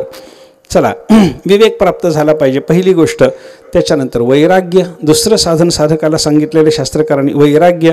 मनुष्याला वैराग्य प्राप्त झालं पाहिजे. वैराग्य म्हणजे काय? जाता जाता मी काल सांगितलं होतं, इहलोकापासून परलोकापर्यंत, सत्यलोकापर्यंत, ब्रह्मदेवाच्या पदापर्यंतचे सगळे भोग नको वाटले पाहिजेत. बरं का? अशा पद्धतीची अवस्था होणं याला वैराग्य म्हणतात. वैराग्यात कसं असतं बघा, केवळ नको म्हणणं याला वैराग्य म्हणायचं नाही. वैराग्याची थोडी परिभाषा विस्तारानं पाहायची असली तर असं म्हणावं लागतं, पदार्थ असावा, असलेला पदार्थ डोळ्यासमोर यावा, डोळ्यासमोर असलेला पदार्थ प्राप्त व्हावा, प्राप्त झालेला पदार्थ आपल्याला अनुकूल असावा, अनुकूल असलेला तो पदार्थ भोगण्याची आपल्या ठिकाणी ताकद असावी, आणि मग नको म्हणावं तर वैराग्य. नाहीतर वैराग्य म्हणायचं कारण नाही. पदार्थ नाहीच एखादा आणि मी नको म्हणायला लागलो, वैराग्य का? मी उदाहरणानिशी हे नेहमी सांगतो, एखादा पदार्थ नाही आणि त्या पदार्थाच्या बद्दल मी नको म्हणून बोलायला लागलो, वैराग्य म्हणायचं कारण? पदार्थच नाही मी नको म्हणले, काय त्याला वैराग्य म्हणायचं कारण आहे? काही कारण नाही. उदाहरण सांगतो. मी असं एखाद्या ठिकाणी समजा बसलो, इथंच बसलो, आता बसलो, प्रवचन झालं. प्रवचन झाल्याच्या नंतर एक जण कोणीतरी माझ्याजवळ आला आणि मला म्हणायला लागला, महाराज फार चांगलं प्रवचन झालं बरं का. झालं की नाही ते माहिती नाही, पण तो म्हणायला लागला, झालं बरं का, मला आवडलं तुमचं प्रवचन, आणि तुमचं प्रवचन आवडल्यामुळं मी तुम्हाला समर्पण करायला एक वस्तू आणली. जगात कुठेही मिळत नाही, हे कानात बोलायला लागला माझ्या येऊन. जगात कुठेही मिळत नाही अशी वस्तू तुम्हाला द्यायला मी आणलेली आहे, थोडं बाजूला या. त्याला विचारलं, आणली आहे? आणली. सोबत आहे? आत्ता सोबत आहे. देणार आहेस मला? देणार आहे. कुठेही मिळत नाही? कुठंच मिळत नाही. जगात कुठंच मिळत नाही? जगात कुठंच मिळत नाही. तुला मिळाली? मिळाली. देणार आहेस मला? देणार आहे. त्या वस्तूचं नाव सांग बरं एकदा. काहीतरी नाव असेल ना त्या वस्तूचं. ते नाव ऐकल्यावर घ्यायचं की नाही? मी तू द्यायला तयार आहेस रे बाबा, पण घ्यायचं की नाही मला ठरवलं पाहिजे ना. मग त्यानं मला हळूच सांगितलं, सशाचं शिंग आणलं म्हणलं तुम्हाला द्यायला. सशाचं शिंग? मग सशाचं शिंग तुम्हाला द्यायला आणलं म्हटल्यावर मी त्याला लगेच सांगितलं, नको बाबा आपल्याला नको. वैराग्य का होय? ह्याला वैराग्य म्हणतात का सांगा ना. सशाला शिंग नसतंच मला माहिती आहे. मग जे सशाचं शिंग तो मला द्यायला आलेला आहे, त्या सशाच्या शिंगाच्याबद्दल ते नसतं हे मला जर माहिती आहे, तर मग तो देत असलेली वस्तू खोटी आहे हे मला नक्की कळाल्यामुळे नको बाबा, सशाचं शिंग नको. ही भाषा माझ्या तोंडातून गेली. मी नको म्हणतो. वैराग्य का सांगा? वस्तू नाहीच आहे. नसलेल्या वस्तूच्या बद्दल मी नको म्हणायला लागलं तर त्याला वैराग्य म्हणत नाहीत. म्हणून असलेली वस्तू ती नको म्हणावी. पुढं चला. वस्तू असावी, असलेली वस्तू डोळ्यासमोर असावी. डोळ्यासमोर वस्तू नसताना सुद्धा वैराग्याची बात चालत राहते, गप्पा चालत राहतात. ते बिरबल बादशाच्या गोष्टीमध्ये कथा येते. काय झालं, एका दिवशी बिरबलाचं बादशाकडं काहीतरी रात्रीला काम निघालं. रात्रीच्या वेळेला रात्री बिरबल बादशाच्याकडं गेला. बादशाह जेवायला बसला होता. एकांतामध्ये त्याचं जेवण चाललं होतं आणि बादशहाचं जेवण चालू असताना बिरबल गेला. बिरबलानं सांगितलं, आत्ताच मला बोलावं लागणार आहे, राजाशी बोलायचं आहे. सेवकांना सांगितलं, मला तिथं घेऊन चला, राजाची माझ्याकरता परवानगी आणा, जिथं त्यांचं भोजन चाललेलं आहे तिथं मला घेऊन चला. ठीक आहे म्हणे. सेवकाने जाऊन राजाला सांगितलं, बादशाला. बिरबल आले आणि आत्ता काहीतरी बोलायचं म्हणतात, आत्ताच काम आहे म्हणतात. घेऊन या म्हणे, घेऊन या. बिरबलाला तिथं नेलं गेलं. राजाशी बोलणं झालं. राजा जेवता जेवता बोलला. बिरबलाचं काम झालं. काम झाल्याच्या नंतर बिरबलाने तिथं पाहिलं तर तिथं राजा जेवायला बसलेला, बाजूला दिवा लावलेला. तो बाजूला लावलेला दिवा एका मांजराच्या डोक्यावर ठेवलेला. शांत बसलेली मांजर, शांत बसलेलं मांजर. त्या मांजराच्या डोक्यावर दिवा आणि त्या दिव्याच्या प्रकाशात राजाचं जेवण चालू आहे. बिरबल असं थोडं निरखून बघतो न बघतो. एवढ्यात बादशहाने बिरबलाला हटकलं आणि विचारलं, काय बिरबल, एवढी शांती या मांजराला, एवढं आम्ही शांती शिकवलेली, जेवढी शांती शिकवली एवढी शांती तुला माणूस असून तरी आहे का? उपेक्षेनं बोलला राजा. मांजर शांत केलंय आम्ही, तुलाही शांती आहे का? अशी भाषा बिरबलाच्या जिव्हारी लागली. बिरबल नाराज झाला, उदास झाला, आपल्या घरी आला. घरी आल्याच्या नंतर त्याचं कुठं खाण्यापिण्यात मन लागत नाही असं पोरानं पाहिलं. ते बिरबलाचंच पोरग असल्यामुळे तेवढंच हुशार. त्या बिरबलाच्या पोराने बापाला विचारलं, बाबा आज जेवत नाहीत म्हणे, जेवणात काही लक्ष नाही तुमचं. पोरग हुशार आहे हे बापाला माहिती असल्यामुळं बापानं सांगून टाकलं, असं असं झालंय. मी जेवायला बसलेल्या राजाकडे गेलो, काम होतं म्हणून गेलो, काम झालं. राजा कोणत्या त्या दिव्याच्या प्रकाशात जेवत असताना ती समय कशी आहे पाहायकरता मी खाली वाकून पाहिलं. एक मांजर बसलेलं, त्याच्या डोक्यावर दिवा दिलेला, आणि बादशहा मला टाकून बोलला, या मांजराला जशी शांती आम्ही शिकवली, मांजर तरी आमचं शांत आहे, तुला एवढी शांती आहे का बिरबला? असं राजा बोलला. असं होय म्हणे. ते पोरग डोळे झाकून सी घटना सगळी ऐकून घेतात, म्हणतं असं होय, एक काम करा म्हणे बाबा. काय? मला उद्या बादशहाकडं रात्री त्यांच्या जेवणाच्या वेळेला घेऊन चला म्हणे. कशा करता? चला म्हणे, तुम्हाला काय करायचं मी येतो. मला फक्त उद्या काहीतरी काम काढा, रात्रीच्या वेळेलाच काढा, राजा जेवतानाच काम काढा. त्या कामाच्या निमित्तानं तुम्ही तिथं जात असताना मला फक्त सोबत न्या, मी तुमची व्यवस्था करतो म्हणे. काय व्यवस्था? तुमची नाराजीच घालवतो म्हणलं. बादशहाने तुमची काल टवाळी जी केली ना, बादशाह तुम्हाला जे टाकून बोलले ना, एवढी शांती तुला तरी आहे का म्हणाले ना, उद्या बघा म्हणे, उद्या बघा. ठीक आहे म्हणे. बरोबर म्हणा. त्याला कल्पना होती पोरग बिलंदर आहे, हुशार. बिलंदर म्हणजे हुशार, काहीतरी योजना केल्याशिवाय राहणार नाही. लक्षात घेतलं बिरबलाने. बिरबल म्हणाला ठीक आहे उद्या जाऊ म्हणे आपण. या पोरानं काय केलं, दिवसभर खटपट करून 2 उंदीर मिळवले, आपल्या खिशात घेतले. खिशात घेतल्यानंतर बापाला संध्याकाळच्या वेळी म्हणाल, बाबा चला आता. कुठं? बादशाहकडं. जेवायला बसले असतील ना, वेळ झाली ना त्यांची, ते बरोबर वेळेवर जेवतात. चला आता आपण जाऊ, वेळ झाली त्यांची जेवायची, चला चला. निघाले. बिरबल आणि त्याचा मुलगा दोघेजण तिथे गेले. सेवकाला सांगितलं, आजही काम आहे रे म्हणे, मला राजाला भेटायचं, जाऊन सांग बरं, सांग. आणि दोघांची परवानगी आण बरं का, माझं पोरगं सोबत आलंय, या पोराने थोडंसं माझ्यासोबत आणलेलं आहे, घरी हट्ट करत होता, आणलं याला सोबत, आम्ही दोघेही जण येणार आहोत. चला म्हणे, चल सांगून या. सेवक गेले आत, सांगितलं राजाला असं असं बिरबल आलेत आणि बिरबलाच्या सोबत मुलगा आणायचा, आणा म्हणे, आणा. बादशहानं सांगितलं, आणलं. बादशहाच्या समोर काहीतरी असं खातं वगैरे उडून ठेवून, वही वगैरे उडून ठेवून काही कार्याचा व्याप बिरबल बोलायला लागला. हे असं काम आहे, हे असं आहे, असं आहे, तसं आहे बोलत होता. बोलणं चालू झालं. या पोराने काय केलं, बापाला सांगून ठेवलं होतं, तुम्ही राजाशी बोलत राहा, मला करायची योजना मी करतो. त्यानं काय केलं, हातातून खिशातून एक उंदीर काढला, शेपूट धरलं, त्या मांजराच्या दिशेनं असं सोडायचं, थोडं पुन्हा ओढायचं, सोडायचं पुन्हा ओढायचं. आता मांजराला उंदीर दिसला आणि मांजराला उंदराचा वास आला की मांजर शांत ध्यान करीत बसेल. हे शक्य आहे का सांगा मला? काय नाही. मांजराने तो उंदीर पाहिल्याबरोबर मांजराने दिवा, ती शांती सगळं सोडून दिलं, झेप घालून एकदम त्या उंदराला पकडायला गेला तर दिवा ताटात पडला, ताटातलं अन्न सगळं उडालं, राजाची फजिती झाली. आणि मग बिरबल बादशाह होतं, सरकार तुमचं मांजर फार शांत आहे, फार शांत आहे, फार शांत आहे. संपलं माझं उदाहरण, संपलं. मला विचारायचं आहे आपल्याला, मांजर आदल्या दिवशी शांत होतं आणि दुसऱ्या दिवशी मांजर अशांत झालं, कशाचा परिणाम बोला? आपल्या डोळ्यासमोर जेव्हा आपल्याला पाहिजे असलेला विषय नसतो तेव्हा वैराग्याची भाषा बोलायला सोपी असते. समोर विषय आला की मग वैराग्य बिघडून जाते, वैराग्य बिघडून जातं. म्हणून ज्ञानोबाराने वर्णन केलंय ना, जबवरी तबवरी वैराग्याच्या गोष्टी, जब सुंदर वनिता दृष्टी देखील नाही. सुंदर स्त्रीचं रूप एखाद्या माणसाच्या समोर जोपर्यंत येत नाही तोपर्यंत पुरुषाला वैराग्य बोलायला सोपं आहे. स्त्रीच्या समोर जोपर्यंत सुंदर पुरुषाचं रूप येत नाही तोपर्यंत स्त्रीला वैराग्य बोलायला सोपं आहे. पण एकमेकाच्या समोर सौंदर्याच्या भावना अंतःकरणात असताना तशा पद्धतीची रूप आल्याच्या नंतर आपल्या अंतःकरणातलं वैराग्य स्थिर ठेवणं, टिकवून ठेवणं प्रत्येकाला जमणारी गोष्ट नाही. अनुकूल विषय, मी काय बोलत होतो, अनुकूल विषय असावा, असलेला विषय डोळ्यासमोर यावा डोळ्यासमोर आलेला तो विषय, ऐका, विषय असावा, डोळ्यासमोर यावा, डोळ्यासमोर आलेला तो विषय नुसता डोळ्यासमोर येऊन भागत नाही, तो प्राप्त व्हावा. आपल्याला विषय प्राप्त होत नसेल, डोळ्यासमोरही आहे पण प्राप्त होत नसेल तर मनुष्य नको एखाद्या वेळेला म्हणू शकतो, पण प्राप्त झाल्यावरही नको म्हणणं अवघड असतं. प्राप्त होत नाही म्हणून नको म्हणणं कसं असतं, ते कोल्ह्याची गोष्ट सांगतात पाहिजे. एक कोल्हा असा निघाला एका द्राक्षाच्या मांडवाखालून चालला.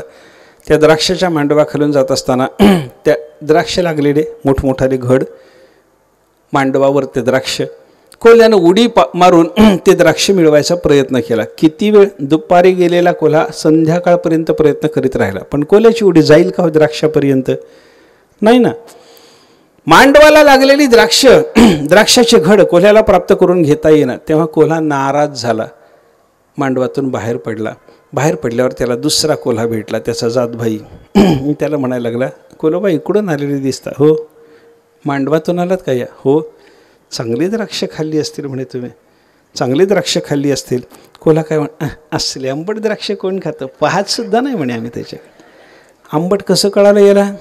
याला द्राक्षाचा त्याग का केला? द्राक्षाचा त्याग केलाय का? नाही ना. द्राक्ष मिळत नाही म्हणून नको म्हणायला लागला ना. हे वैराग्य नाही. आणि वैराग्य जर असतं तर त्यानं प्रयत्नच केला नसता. ज्या अर्थी प्रयत्न करतो, प्रयत्न अयशस्वी ठरतो आणि नंतर मग याला वैराग्य होतं आणि बाहेर पडतो, याला वैराग्य म्हणत नाहीत, याला वैताग म्हणतात. वैताग, वैराग्य नाही आहे. वैराग्य नाही. वैराग्य कसं असतं? वस्तू असावी, एक, डोळ्यासमोर असावी, दोन, डोळ्यासमोर आलेली वस्तू प्राप्त व्हावी, तीन, पुढे चला, प्राप्त असलेली वस्तू अनुकूल असावी नको म्हणताना, आणि अनुकूल असलेल्या वस्तूबद्दल नको म्हणा, मग वैराग्य म्हणता येतं. पण वस्तू आहे, डोळ्यासमोर आहे, प्राप्तही व्हायला लागली, तुम्हाला अनुकूल नाही, वैराग्य कसं म्हणता? उदाहरण सांगतो. हेच आत्ताचं उदाहरण बघा. मला एक वस्तू द्यायला माणूस आला, माझ्या जवळ आला. ते सशाच्या शेंगासारखं नाही आता बरं का. वस्तू आहे, ती वस्तू त्याच्या जवळ आहे. त्यानं सांगितलं, महाराज तुम्हाला ही वस्तू द्यायची, फार मूल्यवान आहे. ठीक आहे, ही वस्तू तुम्हाला देणार आहे, दे. त्यानं दाखवलं, खिशातून काढून दाखवली. एक लहानशी बाटली होती त्याच्याजवळ, काढून दाखवली. ते काही बाटली म्हणल्यावर दुसरीकडे जाऊ नका, तसलं काही नव्हतं. लहानशी अत्तरासारखी बाटली होती. ते चपटी वगैरे काही तसली भानगड नाही. एक लहानशी अत्तरासारखी बाटली त्या माणसाच्या हातात होती. वस्तू आहे ना? आहे. डोळ्यासमोर आहे ना माझ्या? आहे. हो म्हटल्याबरोबर तो हातात द्यायला तयार आहे, तो द्यायला तयार आहे. हे घ्या महाराज म्हणतो मला. पण मी त्याला विचारलं हळूच, वस्तू आहे, डोळ्यासमोर आहे, प्राप्त व्हायला लागली, पण अनुकूल आहे की नाही हे विचारावं म्हणून मी त्याला विचारलं, काय बाबा हे? तो म्हणला, सायनाईट आहे. म्हणला, महाराज जिभेवर ठेवलं की प्राणच जातो तुमचा, घेऊन टाका, तुम्हाला द्यायला आणलं हे विष. असं म्हटल्यावर मी त्याला काय म्हणू? मी नको बाबा, तुझं हे सायनाईट मला नको. मी नको का म्हणालं सांगा? वैराग्यानं का? नाही ना. वस्तू अनुकूल नाही. वस्तू आहे, डोळ्यासमोर आहे, प्राप्तही व्हायला लागली, पण ती प्राप्त होत असलेली वस्तू मला अनुकूल नसल्यामुळं मी जर नको म्हणत असेल तर त्याला हे वैराग्य म्हणायचं कारण नाही. ऐका, वस्तू असावी, डोळ्यासमोर असावी, अनुकूल असावी, हे प्राप्त असावी, अनुकूल असावी, आणि अनुकूल असण्याच्याही पुढे गेल्याच्या नंतर ती वस्तू भोगण्याचं आपल्या ठिकाणी सामर्थ्य असावं, मग नको म्हणावं. ऐका, वस्तू भोगण्याचं सामर्थ्य नसताना आपण वस्तू नको म्हणालो, वैराग्य म्हणायचं कारण नाही. मी उदाहरण सांगतो. एका ठिकाणी एकादशीचं भजन होतं, रात्रभर भजन.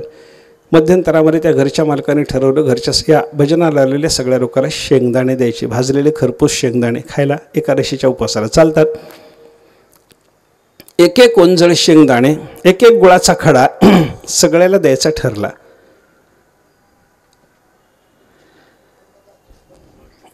या बस, हे सगळ्याला द्यायचं ठरलं. एक एक ओंजळ शेंगदाणे, भाजलेले खरपूस आणि एक एक गुळाचा खडा सगळ्याला द्यायचा ठरला. तो माणूस निघाला वाटायला, प्रत्येकाला द्यायला लागला. एक ओंजळ शेंगदाणे, एक गुळाचा खडा सगळ्याला द्यायला लागला. एक माणूस त्याच्याजवळ आल्याच्या नंतर त्या माणसाला त्याने सांगितलं, घ्या ना शेंगदाणे घ्या. तो म्हणतो, नको मला नको आहेत, मी घेत नाही, जा पुढं चला. पुढं गेला माणूस. बाजूच्या माणसाने शेंगदाणे घेतले, त्याला माहिती होतं याला शेंगदाणे आवडतात, हा शेंगदाणे खातो, आवडीनं खातो, आज नको म्हणतोय, कारण काय? त्याला विचारलं, शेंगदाणे घेतले नाही? नाही म्हणलं. आवडत नाहीत का? आवडतात म्हणे. पोट बिघडले का? पोट बिघडलं नाही म्हणे. एकादशीला खात नाहीत का? एकादशीला खात असतो म्हणला. नको म्हणालात ना, आता तो द्यायला तयार होता त्याला तुम्ही नको म्हणालात ना. कारण वेगळं आहे म्हणे. काय कारण आहे? आज काय तसं ठरवलं का? आज शेंगदाणे खायचे नाही तसं ठरवले का? तो म्हणला तसंही काही नाही. मग का घेतले नाही शेंगदाणे? त्यानं आ करून दाखवलं, दातच नाही तोंडामध्ये, एकही दात नाही. तो म्हणाला तोंडात दात नाहीत. आणि दुसरी गोष्ट कृत्रिम केलेले दात, ती डबी घरी विसरली म्हणला. खायची सोय नाही म्हणून नको म्हणाला. वैराग्य आहे का? वैराग्य नाही. वस्तू आहे की नाही? आहे. डोळ्यासमोर आहे की नाही? आहे. प्राप्त व्हायला लागली की नाही? व्हायला लागली. अनुकूल आहे की नाही? याला आवडते. अनुकूलही आहे, पण ती अनुकूल असलेली वस्तू भोगण्याचं सामर्थ्य नाही म्हणून तो नको म्हणायला लागला. वैराग्य म्हणत नाही त्याला. बाजूच्या माणसाने सांगितलं असं आहे होय, दात नाहीत म्हणून नको म्हणा. मग वाटून द्यायला सांगू का? तो म्हटलं वाटून दिल्यावर ओंजळभर काय म्हणलं, टोपलं भरी खाईन की. ही भाषा काय आहे? वैराग्य नाही आहे. म्हणजे वैराग्याची परिभाषा एवढी विस्ताराची करावी लागते. मग नुसतं माणसं पाठ करताना म्हणतात इहलोकापासून सत्यलोकापर्यंत ब्रह्मदेवाच्या पदापर्यंतच्या सगळ्या अनुकूल भोगाच्या त्यागाच्या भावनेला वैराग्य म्हणावं. पाठ आहे रे बाबा. पण असं नाही. वैराग्याचं लक्षण एवढं विस्तारानं सांगावं लागतं, करावं लागतं. वस्तू असावी 1, डोळ्यासमोर असावी 2, प्राप्त असावी 3, अनुकूल असावी 4, भोगाचं सामर्थ्य असावं 5, आणि मग नको म्हणावं. त्याला वैराग्य. नको म्हणावं नाही, नको वाटावं. मनापासून नको वाटलं पाहिजे. नको म्हणणंही चालतं. एखादा माणूस नको म्हणतोही, पण नुसतं तोंडाने नको म्हणणं आणि ती वस्तू नको असणं याच्यामध्ये फार अंतर आहे. आपण पाहुण्याच्या घरी जातो, पाहुणा म्हणतो तुम्हाला चहा करू द्या, आपण नको नको म्हणतो. जेवायचं नको नको म्हणतो माणूस. अरे नको नको म्हणून काय उपाशी मारायचे काय? थोड्या वेळाने आग्रह केल्याच्या नंतर म्हणतो जेवण करतो, आणि जेवायला बसल्यानंतर 2 दिवसाचं खातो. नको म्हणणारा माणूस जेवायला बसल्यावर आग्रह केल्यानंतर एवढा जेवायला लागला. त्याचं जे नको म्हणणं ते कशा करता? पाहुण्याने आग्रह करावा याच्या करता. वैराग्य नाही. वैराग्य नाही. नको म्हणणं वेगळं आहे, नको वाटणं वेगळं आहे. सगळे भोग नको वाटले पाहिजेत, याला वैराग्य म्हणावं. हे वैराग्य साधकाला पाहिजे. ज्ञान प्राप्त करून घेण्याकरता निघालेला प्रयत्नशील जो साधक असतो त्या साधकाला पहिली गोष्ट लागते विवेक, दुसरी गोष्ट लागते वैराग्य. वैराग्य असा अवघड असल्यामुळे तुकाराम महाराजांनी आपल्याला स्पष्ट सांगितलं, नव्हे वैराग्य सोपारे मज बोलता न वाटे खरे. एखादा माणूस वैराग्याची गोष्ट बोलायला लागला तर तुकोबाराय सांगतात मला ते खरं वाटत नाही. वैराग्य खरं नाही, त्याचं बोलणं वेगळं आहे. वैराग्य अवघड आहे. पहिला विवेक, दुसरं साधन वैराग्य, तिसरं साधन शमाधी षट संपत्ती म्हणतात. 6 साधनाचा गठ्ठा आहे, पण त्याला 1 केलं आहे. थोडंसं अंतर आहे त्याच्यामध्ये. शम अंतःकरणाचा निग्रह, दम इंद्रियाला दाबून धरणं, उपरम सगळ्याच्या सगळ्या बाह्य विषयाचा त्याग करून टाकणं, श्रद्धा देव शास्त्र आणि सद्गुरू यांच्याविषयी पूर्ण ते म्हणतील ते बरोबर आहे अशी भावना. त्याच्यानंतर तितिक्षा. तितिक्षा म्हणजे सहनशीलता. आपल्याकडे येणारं कोणतंही द्वंद्व कष्टा वाचून सहन करायची सवय केली पाहिजे. जे आलं ते सहन करा. सुख आलं सहन करा, दुःख आलं सहन करा, थंडी आली सहन करा, ऊन आलं सहन करा. जे येईल ते द्वंद्व सहन करायचं आणि ते कष्टा वाचून सहन करायचं. सहन करणं तर कोणालाही भागच असतं. रडत कुंथत सहन करणे नाही, कष्टा वाचून सहन करणे. सगळं सहन करा, सगळं याला तितिक्षा म्हणतात. आमचे गुरुजी फार छान समजावून सांगायचे. माणसानं आलेलं संकट सहन करायला शिकलं तर ते थोडंसं कमी दुःख देतं म्हणे, आणि त्या संकटाचा प्रतिकार करण्याचा प्रयत्न केला तर माणसाचं संकट वाढत जातं म्हणे. आलेल्या दुःखाचा प्रतिकार करू नका, संपवा, भोगून संपवा. ते दुःख आपण जर त्याचा प्रतिकार करायचा प्रयत्न केला तर वाढत जातं. गुरुजी त्याला उदाहरण देत होते. एका गावामध्ये एक गरीब शेतकरी, एक लहानसं शेत त्याचं, 1-2 एकर शेत त्याला होतं. शेतातच घर बांधलं होतं. शेतात घर बांधून राहणारा तो माणूस शेतामध्ये त्यानं थोडंसं काकडी वगैरे काहीतरी लावली, विकायची. बाजारात आली काकडी की आपण बाजारात विकू, पैसे येतील, बरं चालेल, थोडंसं पोटापाण्याचं असं त्याला वाटलं. काकडी लावली. एक ससा तिथं यायचा आणि ती काकडी तोडून खायचा. त्या शेतकऱ्यानं पाहिलं, सशाचा प्रतिकार करायचा त्यानं प्रयत्न केला. त्याला हुसकावलं, परत यायचा.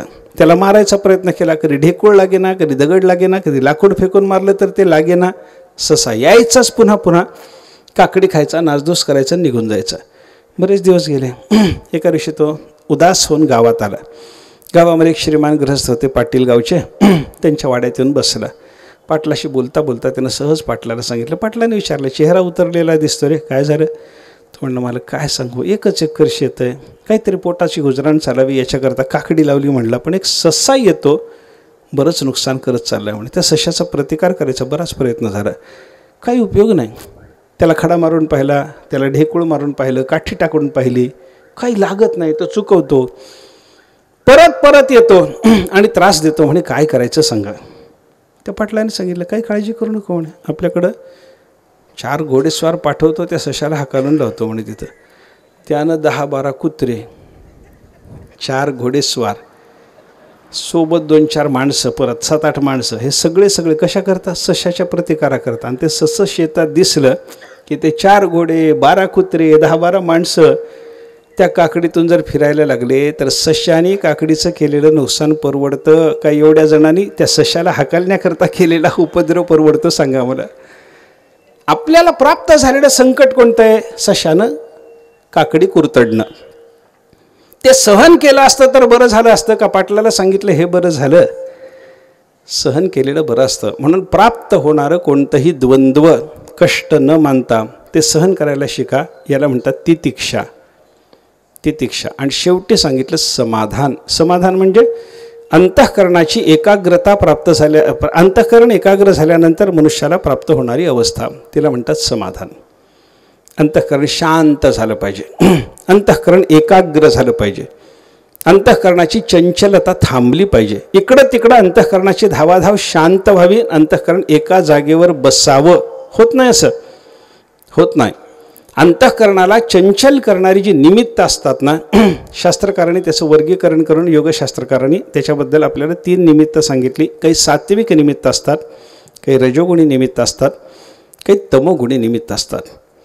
तमोगुणी निमित्तानंही अंतःकरण अस्थिर होतं, रजोगुणी निमित्तानंही अंतःकरण अस्थिर होतं, आणि सत्वगुणी निमित्त आलं तरी अंतःकरण अस्थिर होतं. उदाहरणानिशी हा विषय समजून देताना योगसूत्राच्या भाष्यामध्ये व्यासमहर्षींनी म्हणलं, एखादं सरोवर आहे, पाणी शांत आहे, सरोवरातलं पाणी शांत असलेलं, तिथे एखादा माणूस गेला आणि त्याने एखादा मोठा धोंडा त्या सरोवरात टाकला, पाण्याची शांती बिघडते की नाही? बिघडते.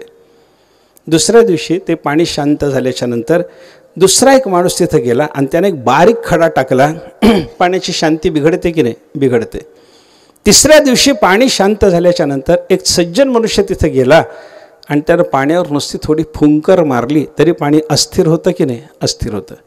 धोंडा टाकल्यावर पाण्याची जशी अस्थिरता असावी, अंतःकरणात तमोगुणी निमित्त आल्याच्या नंतर अंतःकरण तेवढं अस्थिर होतं. खडा टाकल्यानंतर पाण्याची अस्थिरता जशी असावी, रजोगुणी कारणाने मनुष्याचं अंतःकरण जे अस्थिर होतं ना, तशी अस्थिरता असते.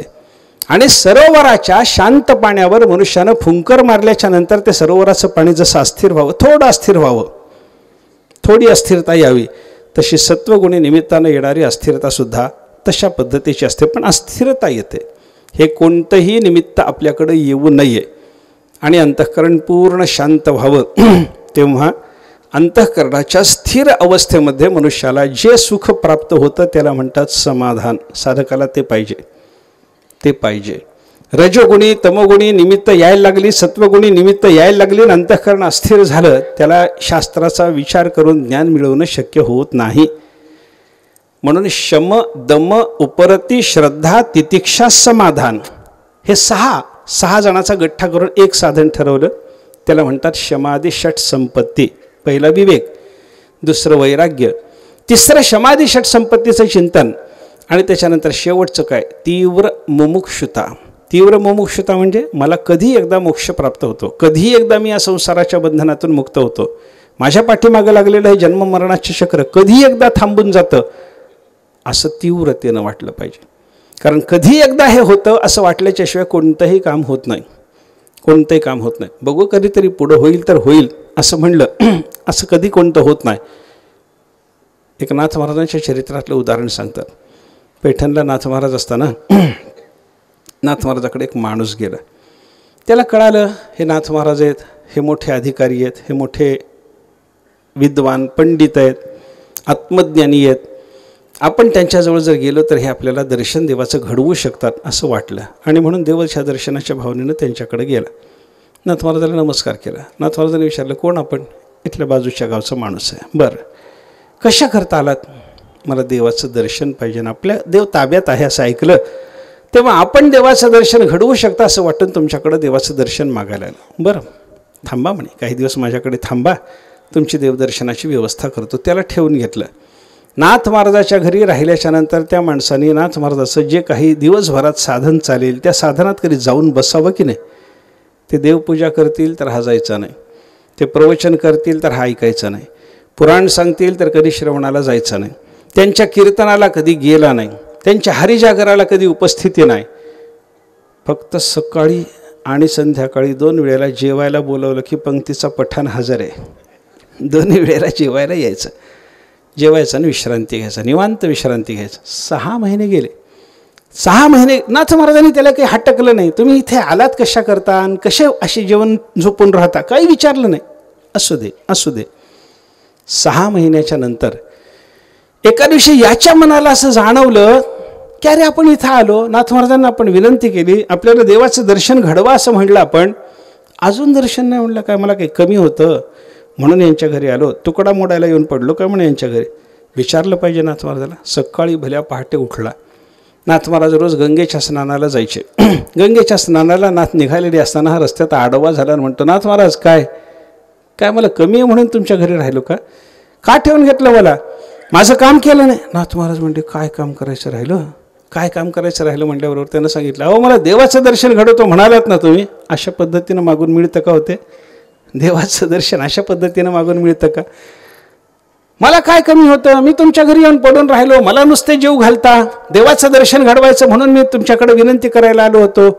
हो हो हो म्हणे.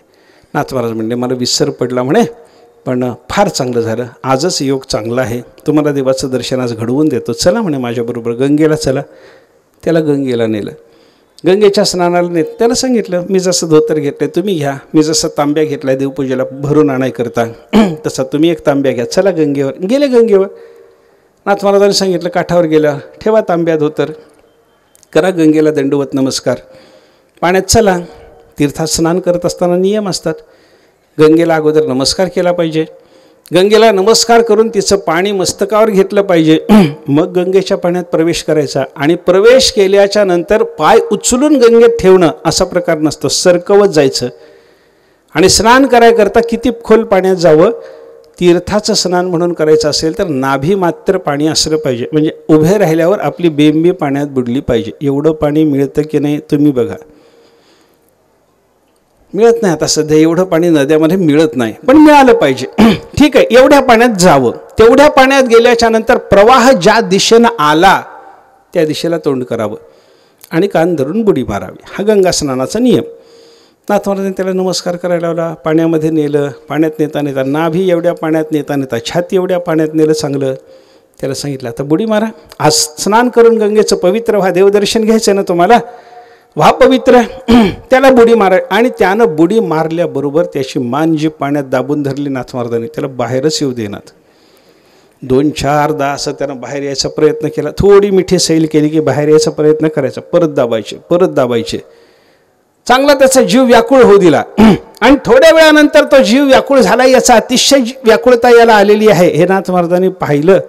थोडी मिठी सैल केली, हातातून निसटला, काठावर आला, एक मोठा दगड घेऊन नाथ महाराजाच्या पाठीमागे लागला. म्हणला, डोक्यातच घालतो म्हणला, तुमचं हे देवदर्शन आहे का देवाज्ञा आहे म्हणलं, हे मला कशा करता तुम्ही ठेवून घेतलं, देवदर्शन घडवतो म्हणून पाण्यात बुडून मारता काय, मला याला साधू म्हणतात का? असं नाथ महाराजाला, घालतोच दगड तुमच्या डोक्यात म्हणे. आणि दगड डोक्यात घालायला निघालेल्या त्या माणसाला नाथ महाराजांनी सांगितलं, थोडं थांब म्हणे, माझ्या डोक्यात दगड घालण्याने तुला समाधान लाभणार असेल तर तेही मी स्वीकारायला तयार आहे, तू घाल दगड, पण आधी मी विचारतो तेवढ्या प्रश्नाचं उत्तर. काय प्रश्न आहे म्हणला तुमचा?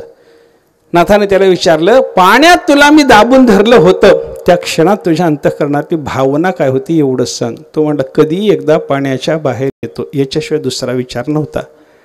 नाथ महाराज म्हणले, हे पाण्यात बुडून असताना कधी एकदा या पाण्याच्या बाहेर येतो, हे याची जेवढी तळमळ होती की नाही तसं संसार सागरात बुडालेल्या माणसाला कधी एकदा मी याच्या बाहेर येतो तेवढ्या तळमळीनं वाटलं पाहिजे तर मग मोक्ष प्राप्त होतो म्हणे बाबा. कधी एकदा कै हे बिरडे फिटेल, कै तो स्वामी भेटेल, युगाहोनी वडील निमिषमानी. ज्ञानोबा सांगतात हे माझं संसाराचं बिरडं कधी एकदा फिटतं, कधी एकदा मला तो परमात्मा भेटतो. या उत्कंठेनं त्या साधकाला निमेषाचा काळ म्हणजे पापणी उघडून झाकून उघडायला लागतो एवढा वेळसुद्धा युगापेक्षा मोठा वाटला पाहिजे. अशी तळमळ निर्माण व्हावी याला म्हणतात तीव्र मुमुक्षुता. हे चौथं साधन आहे. साधकाला, ज्ञान मिळवणाऱ्या शिष्याला मी काय सांगत होतो कालपासून, ज्ञान देणारे सद्गुरू त्यांच्यातही योग्यता पाहिजे आणि ज्ञान घेणारा शिष्य त्याच्यातही योग्यता पाहिजे. ज्ञान घेणाऱ्या शिष्यामध्ये योग्यता कोणती? ही विवेक, वैराग्य, शमारी, षटसंपत्ती आणि मुमुक्षुता ही योग्यता पाहिजे. आणि ज्ञान देणाऱ्या गुरुमध्ये श्रोत्रियम ब्रह्मनिष्ठम. ते सद्गुरू श्रोत्रिय ब्रह्मनिष्ठ पाहिजे. श्रोत्रिय पाहिजे म्हणजे शब्दशक्ती पाहिजे. आपल्या ठिकाणी असलेलं ज्ञान शिष्याला देण्याची शक्ती पाहिजे. आणि ब्रह्मनिष्ठता म्हणजे त्याला स्वतःला ज्ञान असलं पाहिजे. भगवंताचं साक्षात्कारात्मक ज्ञान असावं आणि आपल्या ठिकाणी असलेलं ज्ञान शिष्याला देता यावं. ऐका, दोन्ही प्रकारचे महात्मे आपल्याकडे असतात. सद्गुरूपासून त्यांना ज्ञान घेता येतं, दोघालाही घेता येतं, पण एकाला घेतलेलं ज्ञान पुढं संक्रमित करता येत नाही आणि एकाला आपण घेतलेलं ज्ञान पुढं अनेकाला देता येतं. गुरुपदवीचा जो महात्मा असतो ना, त्याला ज्ञान घेणे आणि देणे जमलं पाहिजे. ज्याला ज्ञान घेणेच जमतं पण ज्ञान देणे जमत नाही, तो मुक्त असेल, तो महात्मा असेल, तो कृतार्थ असेल, पण गुरुपदवीच्या योग्यतेचा तो ठरत नाही. ज्ञान घेता येतं, ज्ञान देता येत नाही. कसं आहे बघा, 4 प्रक्रिया या ज्ञानाच्या दानाच्या बाबतीत सांगितलेल्या पाहायला सापडतात. मोठे अधिकारी महात्मे 4 पद्धतीनं आपल्या ठिकाणी असलेलं ज्ञान शिष्याला देतात. कसे देतात?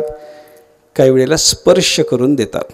एक त्याला स्पर्श दीक्षा म्हणतात. काही वेळेला शब्दातून देतात, त्याला शब्द दीक्षा म्हणतात. काही वेळेला दृष्टीपातानं देतात, कृपादृष्टीनं देतात, याला दृग दीक्षा म्हणतात.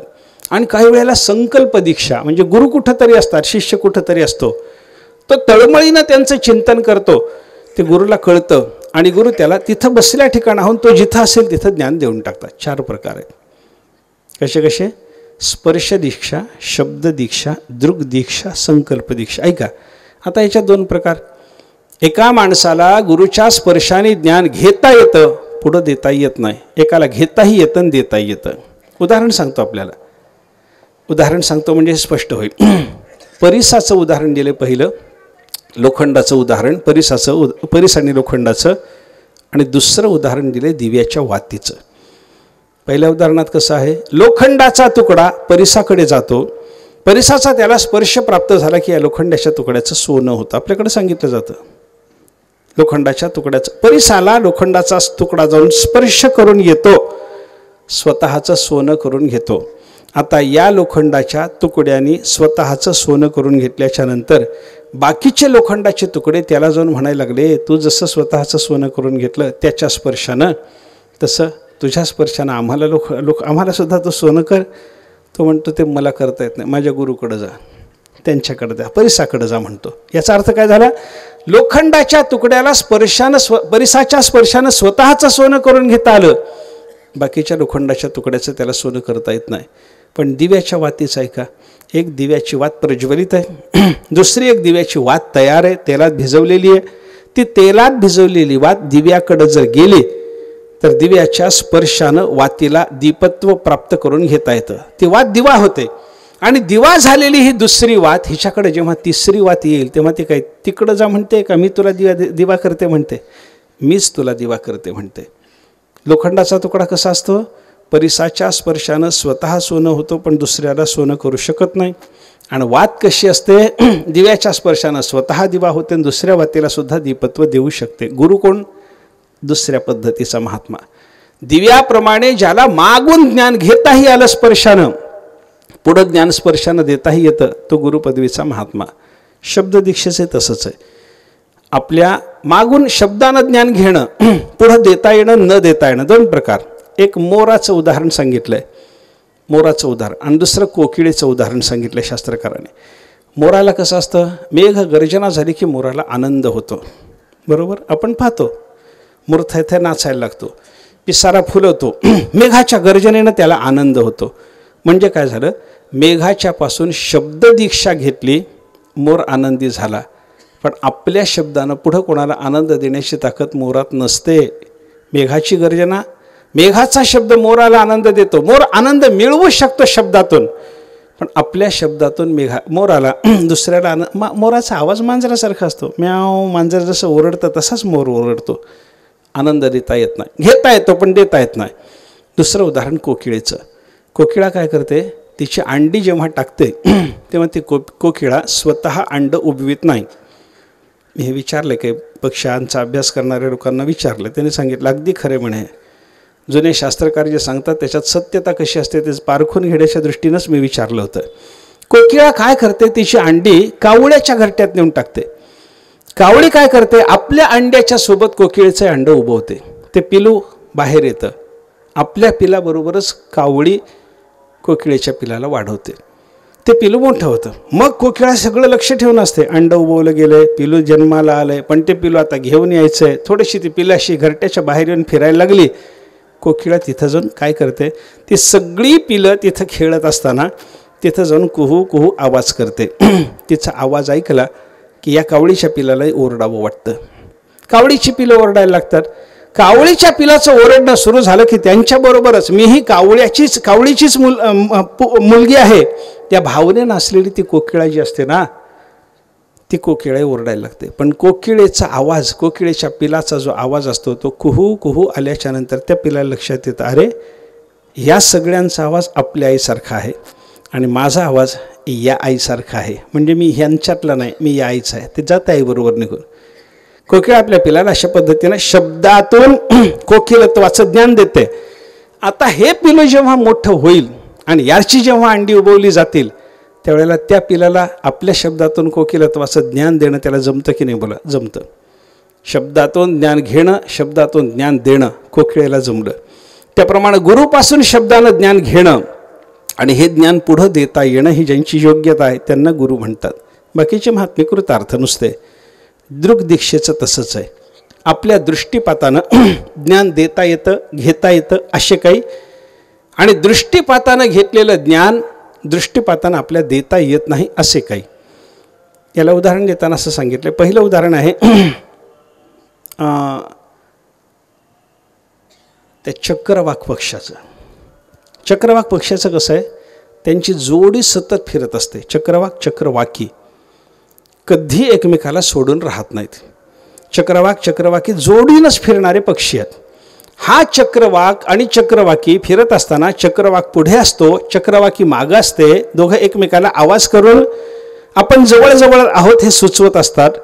पण रात्रीची वेळ झाली, संध्याकाळ झाली की पक्षाला दिसणं बंद होतं आणि संध्याकाळच्या वेळेला उडत निघालेले हे दोन पक्षी, त्याच्यातला चक्रवाक पुढं जातो, चक्रवाकी मागं राहते. आत एक नदी आडवी असते. मग पुढच्या एका झाडावर त्याला बसावं लागतं, मागच्या एका झाडावर चक्रवाकीला बसावं लागतं. पण विरह सहन होत नाही म्हणून रात्रभर ते ओरडत राहतात. ही इकडून ओरडते, तो तिकडून ओरडतो. जवळ आहोत एवढं कळतं. दुसऱ्या दिवशी सूर्योदय झाला की मग यांची परत भेट होते आणि आनंद होतो. म्हणजे सूर्याचा प्रकाश यांनी डोळ्यांनी घेतला, सूर्याने यांना पाहिलं, त्याच्यावर यांना आनंद झाला. पण आपल्याला सूर्याच्या दर्शनाने यांनी मिळवलेला जो आनंद आहे, हा आनंद यांच्या दर्शनाने त्यांना पुढं देता येत नाही. हे चक्रवाकाचं झालं. आणि कासवीचं कसं आहे, कासवीच्याबद्दल असं सांगितलं जातं, कासवी आपल्या पिलाचं पोट भरण्याकरता पिलाला स्तनपान करत नाही, कारण कासव सस्तन प्राणी नाही. कावळ्या चिमणीसारखा असा दाणा आणून भरणाराही प्राणी तो नाही. मग कासवीचं कसं होतं, ज्ञानोबारांनी वर्णन केलं. कुर्मीची या पिलिया दिठी पान्हा ये धनंजया. कासवीच्या पिलीला दृष्टीतून पान्हा येतं. म्हणजे कसं होतं, कासवीच्या पिलाला भूक लागली की ते पिलू आईकडं जातं, कळवळ्यानं आईकडं बघतं. आईला या पिलाला भूक लागली हे कळतं. आई आपल्या कृपा दृष्टीनं, स्नेहार्द्र दृष्टीनं त्या पिलाकडं बघते, पिलाचं पोट भरतं. आईच्या स्नेहमय दृष्टीनं आपलं पोट भरून घेणं जसं त्या कासवीच्या पिलाला जमलं, तसं पुढं ते पिलू मोठं झाल्यावर त्याला पिलू झाल्याच्या नंतर आपल्या दृष्टीनं पिलाचं पोट भरणं जमेल की नाही? जमतं. कासवीसारखे जे महात्मे असतात ते गुरुपदवीचे. त्यांना ज्ञान घेताही आलं, त्यांना ज्ञान देताही आलं. शेवटचा प्रकार आहे का, संकल्प दीक्षा. संकल्प दीक्षेत कसं असतं, गुरुच्या गुरु कुठंतरी, शिष्य कुठंतरी, पण त्यांच्या संकल्पानं ज्ञान घेता आलं, देता येत नाही. आणि काही लोकांना घेताही येतं, त्याच पद्धतीनं देताही येतं. उदाहरण आहे का, त्याच्याकरता उदाहरण पहिलं सांगितलं का मांत्रिकाचं. मांत्रिकाचं कसं असतं, त्याच्या संकल्पानं काही पदार्थ निर्माण करतो तो, बरं का. जुन्या काळातले मांत्रिक असे काही इच्छा मात्रानं त्यांच्या संकल्पानं पदार्थ निर्माण करून दाखवायचे. मांत्रिकाला संकल्पानं पदार्थ निर्माण करता येतो, पण त्यानं निर्माण केलेल्या पदार्थातून कोणताही पदार्थ पुढं काही निर्माण करू शकत नाही. मांत्रिकाने समजा आपल्याला हां हां हां हां असं म्हणून असं हातातून एक नाणं काढून दाखवलं, त्यानं निर्माण केलं म्हणा, पण निर्माण केलेलं ते नाणं पुढं काही त्याच्या नाण्याच्या संकल्पातून पुढं काही निर्माण होतं का, काही निर्माण होत नाही. तसं गुरुपासून संकल्पानं ज्ञान घेता येतं, पण संकल्पानं यांना ज्ञान देता येत नाही. पण गुरुपदवीचे महात्मे कसे असतात, संकल्पानं ज्ञान घेणं देणं जमतं. त्याला मत्स्यीचं उदाहरण सांगितलं आहे. पाण्यात राहणारा मासा असतो ना, माशाची मादी मत्सी. ही मत्सी कशी असते, मत्सी तिच्या पिलाच्या जवळ कधीही राहत नाही. मत्सी कुठंतरी फिरते, पिलू कुठंतरी असतं, एकमेकाच्या जवळ हे येत नाहीत. पिलाला भूक लागली की त्याला आईची आठवण येते.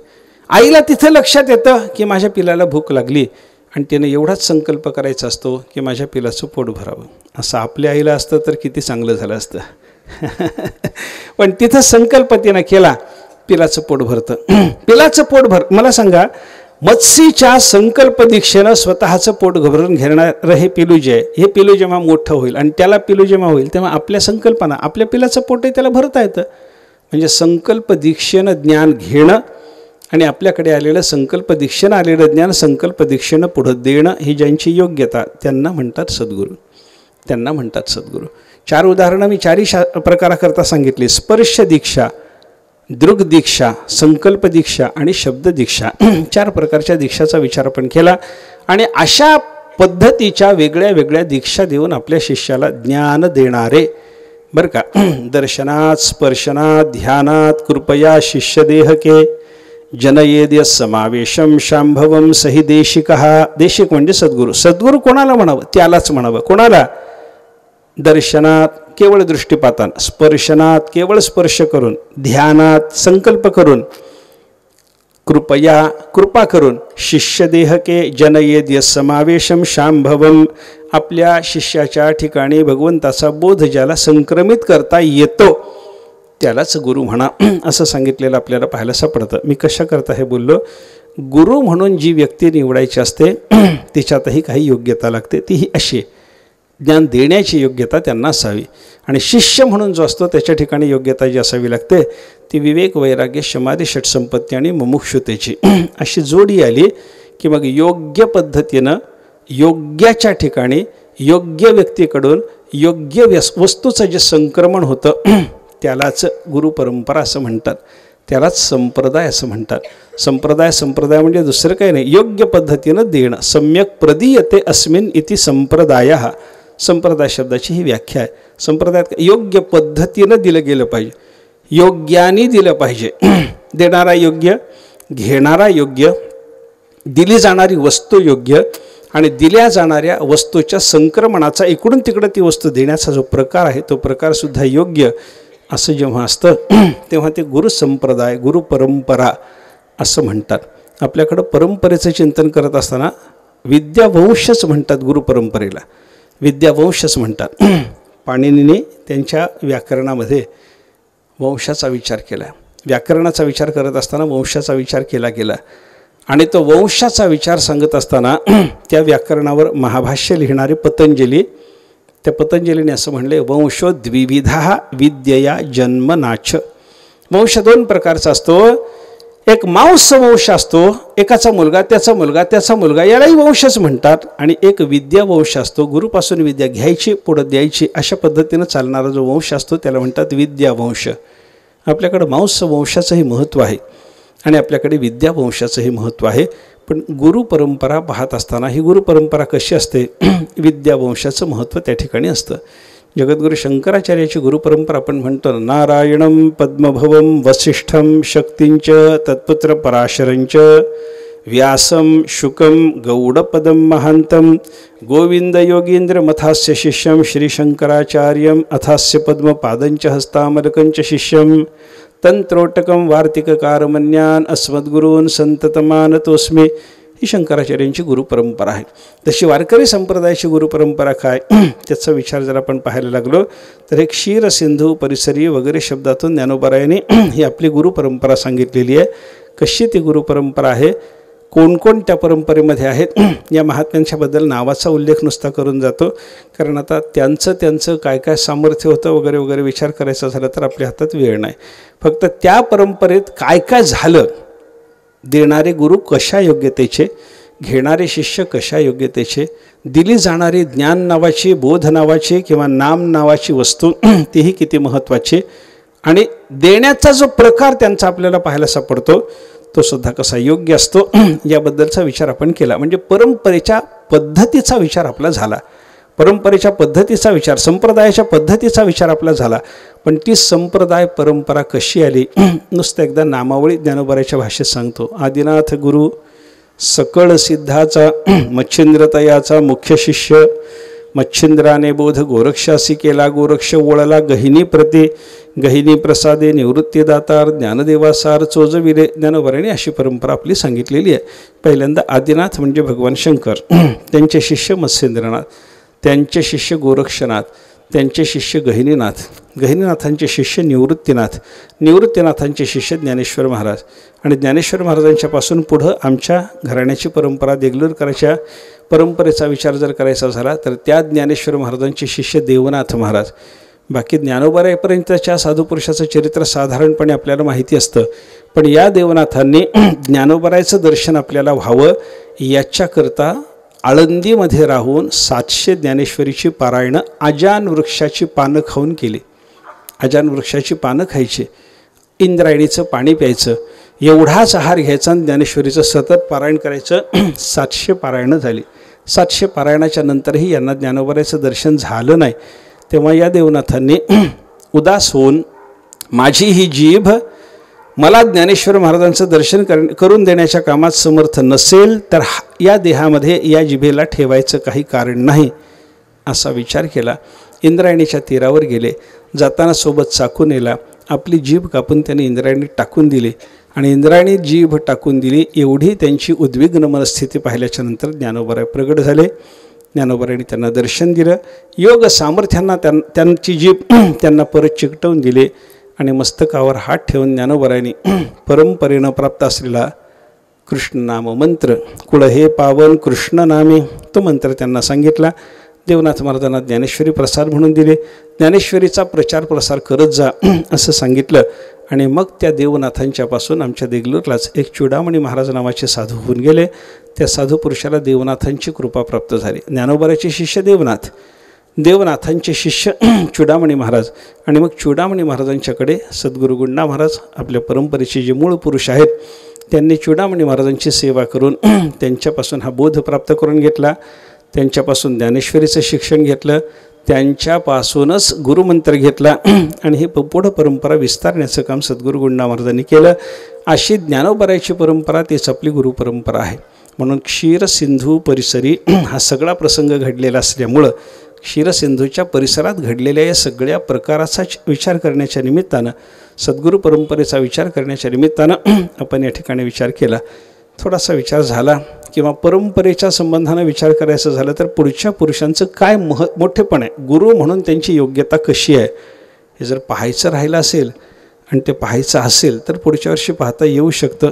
पण पाहण्याची फार गरज आहे असं मला वाटत नाही, कारण परंपरेत काय असावं लागतं हे लक्षात घेतल्याच्या नंतर हीच योग्यता या महापुरुषात आहे एवढं आपण जर पाहून घेतलं. ज्ञानोबराची तीच योग्यता, निवृत्तीनाथांची तीच योग्यता, गहिनीनाथाची तीच योग्यता, अशा पद्धतीनं जर आपण विचार केला तर हा विषय आपला संपूर्ण विचाराच्या दृष्टीनं झाला असं आपल्याला गृहीत धरता येतं. गुरुपरंपरेचा विचार व्हावा असं वाटलं. सद्गुरू कसे असतात, शिष्य कसे असतात, शिष्याला दिली जाणारी वस्तू ज्ञान किंवा नाम किती महत्त्वाचं असतं आणि ते कसं योग्य प्रकाराने दिलं जावं लागतं, या सगळ्या गोष्टीचा विचार यथामती करण्याचा आपण प्रयत्न केला. 2-3 दिवस हा प्रयत्न आपला झाला. आपण सगळेजण श्रवणाला येत होतात. आमच्या या संत वचनामृत मंडळाकडून दरवर्षी हे आयोजन होतं आणि या आयोजनामध्ये दरवर्षी एखादा नवीन विषय संत वाङ्मयाच्या संबंधानं घेऊन आपण त्याचा विचार करण्याचा प्रयत्न करतो. 3 दिवसात हा विचार चालतो. एकदा भागवताची कथा झाली त्यावेळेला मात्र 7 दिवसपर्यंत कथेचा विचार चालला होता. बाकी जेव्हा संतांच्या वाङ्मयातून एखादा विषय निवडून त्या विषयाच्या संबंधानं उहापोह करायचं ठरतं तेव्हा 3 दिवसामध्ये आपण तो विषय पाहतो. त्या दृष्टीनं क्षीरसिंधू परिसरी हा विषय घेऊन ज्ञानोबरायच्या गुरुपरंपरेचा म्हणण्यापेक्षा आमच्या संस्थांच्या गुरुपरंपरेचा विचार म्हणण्याच्या पेक्षा सगळ्या वारकरी संप्रदायाची ही गुरुपरंपरा आहे. तेव्हा या गुरुपरंपरेचा विचार आपल्याला करता यावा. त्यानिमित्तानं त्या महापुरुषांचं स्मरण व्हावं, त्यानिमित्तानं त्या महापुरुषांची योग्यता आपल्या डोळ्यासमोर यावी आणि त्यानिमित्तानं त्या महापुरुषाची सेवा करण्याची आपल्याला प्रेरणा व्हावी. या दृष्टीनं हा विचार आपण केला. ही झालेली सेवा आपण संतांच्या सच्चरणी समर्पण करू. आपल्या या चिंतनामध्ये जे काही योग्य असेल ते परंपरेचं सद्गुरूचं आहे आणि चिंतन करता करता बोलण्याच्या ओघामध्ये काही जर अयोग्य गेलेलं असेल तर ते मात्र व्यक्तिदोषाचं आहे. याचा विचार करून जे अयोग्य ते आमचं आम्हाला परत करावं, जे योग्य आहे ते आपण घेऊन जावं, त्याचं संवर्धन करावं, ते टिकवून ठेवावं, ते वाढवण्याचा प्रयत्न करावा. आपण संतांची उपासना करण्याच्या दृष्टीनं कसं आहे पहा, सध्याचा काळ जर पाहिला तर या काळात धक्काधक्की एवढी आहे, एवढी रेटारेटी आहे, एवढी गर्दी आहे, आपल्या अंतःकरणाला अस्थिर करणारी एवढी निमित्त प्रसारमाध्यमांनी आपल्यासमोर आणून ठेवलेली आहेत की या सगळ्या धक्काधक्कीमध्ये अंतःकरण शांत करणं, अंतःकरणाला शांतीचा लाभ होणं, अंतःकरण शांत होऊन आपल्याला समाधान नावाचं सुख प्राप्त होणं जगाच्या राहटीमध्ये अशक्य आहे. एकच आपल्या हातामध्ये साधन आहे, संताच्या वाङ्मयाचा विचार करणं.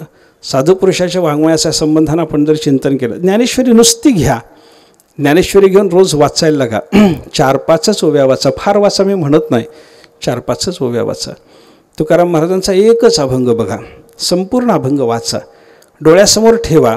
त्या अभंगाच्या किंवा ज्ञानेश्वर महाराजांच्या ओवीच्या शब्दातून ज्ञानेश्वर महाराजांचं वात्सल्य कसं प्रगट व्हायला लागलं. शब्दाचा अर्थ घेऊ नका, शब्दाचा ओलावा बघा, त्या शब्दाच्या पाठीमागे असलेली ज्ञानेश्वर महाराजांची, तुकाराम महाराजांची प्रेरणा बघा. ते शब्द उच्चारून त्या शब्दाचा तुम्हाला अर्थ कळावा याच्यापेक्षा त्या शब्दाच्या पाठीमागची कृपा, त्या शब्दाच्या पाठीमागची अनुभूती, शब्द पाठी अवतरे कृपा आधी. ज्ञानोबरांनी साधुपुरुषाचं वर्णन केलं. संताच्या मुखातून शब्द नंतर येतात, पण संतांच्या अंतःकरणात कृपा, जगाच्या संबंधातली कृपा आधी येते आणि ती कृपा शब्दाला जन्म देते. मग त्यांच्या मुखातून आलेले शब्द पाहत असताना ते शब्द नुसते पाहण्याच्या पेक्षा त्या शब्दाला कारण असलेली कृपा, जगाच्या संबंधानं अंतःकरणात असलेला स्नेहभाव, जगाच्या कल्याणाची त्या साधुपुरुषाच्या अंतःकरणात असलेली तळमळ, या गोष्टीपर्यंत आपल्याला जर जाता आलं, शब्द नुसते न पाहता शब्दाच्या मागच्या प्रेरणा पाहता आल्या तर त्याच्यातून जगाचं कल्याण असतं. शब्द पाहण्यानेच कल्याण होतं असं नाही, शब्दानं कल्याण होत नाही असंही मी म्हणत नाही, कारण ते संतांचे शब्द आहेत, त्याच्यानेही कल्याण होणार आहे.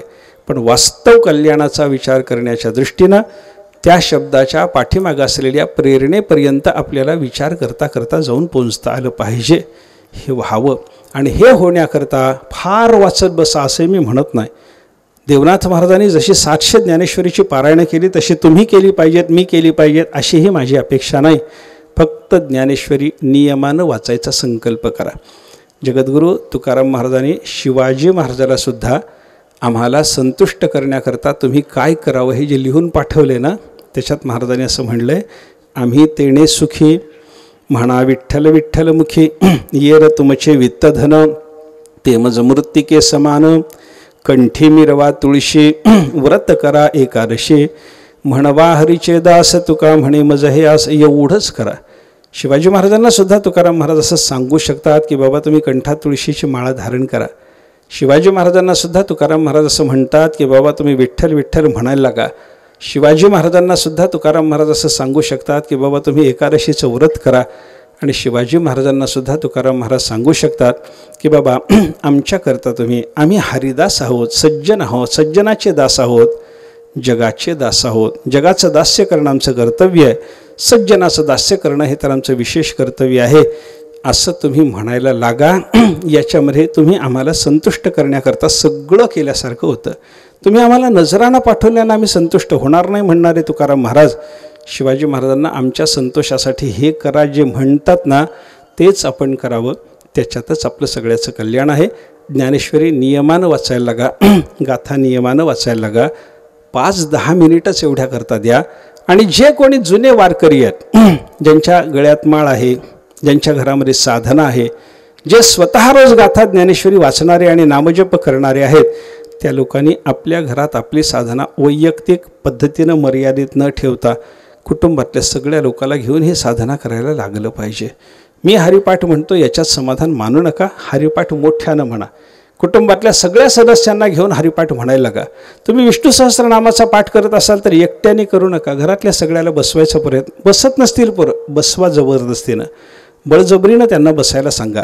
आज बसणार नाहीत, उद्या बसणार नाहीत, वर्षभर बसणार नाहीत, पण वर्षाच्या नंतर का होईना आपल्या घरामध्ये शांतीनं हजर पाठ चालत असेल तर त्या पाठामध्ये येऊन बसायची मुलांना प्रेरणा होईल. आणि बाकी जगातली सगळीच्या सगळी विचित्र स्थिती पाहता केवळ नामस्मरण, केवळ संताची शरणागती, केवळ संत वाङ्मयाचा संग मनुष्याच्या अंतःकरणाला जर जडला तर समाधान याच्यासारखं कशामध्येही नाही. एवढं प्रत्येकाने लक्षात ठेवावं आणि तशा पद्धतीची साधना आपण करावी. आपल्यापुरती साधना मर्यादित न ठेवता कुटुंबातही ही साधना लावा. आपल्यापुरती ही साधना मर्यादित न ठेवता आपल्या जीवलग मित्राला सुद्धा ही साधना करायला सांगा. त्यानिमित्तानं ही साधना वाढत जाईल. साधना वाढवण्याकरता नसते, साधना समाधान वाढवण्याकरता असते. हे लक्षात घ्या. जसं तुमचं समाधान महत्त्वाचं आहे तसं कुटुंबाचं समाधान महत्त्वाचं आहे. जसं कुटुंबाचं समाधान महत्त्वाचं आहे तसं परिवाराचं समाधान महत्त्वाचं आहे. जसं परिवाराचं समाधान महत्त्वाचं आहे तसं देशाचं समाधान महत्त्वाचं आहे. आणि ही सगळी समाधानं मिळवण्याचं एकमेव आपल्या हाती असलेलं साधन म्हणजे संत वाङ्मयाचं परिशीलन करणं.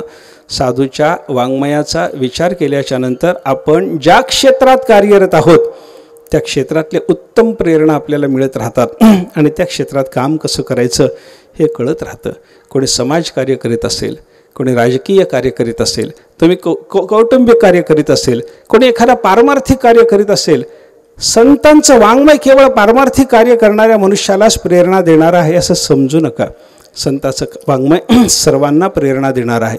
आपण ज्या क्षेत्रात आहात त्या क्षेत्रातलं उच्च स्थान गाठण्याच्या दृष्टीनं किंवा त्या क्षेत्रामध्ये आपल्या संबंधित लोकांना उच्च स्थानापर्यंत नेऊन पोहोचवण्याच्या दृष्टीनं संत वाङ्मयाचं चिंतन करणं आणि संत वाङ्मयाचं चिंतन करायला लावणं ही गोष्ट आपण सगळ्यांनी स्वीकारली पाहिजे.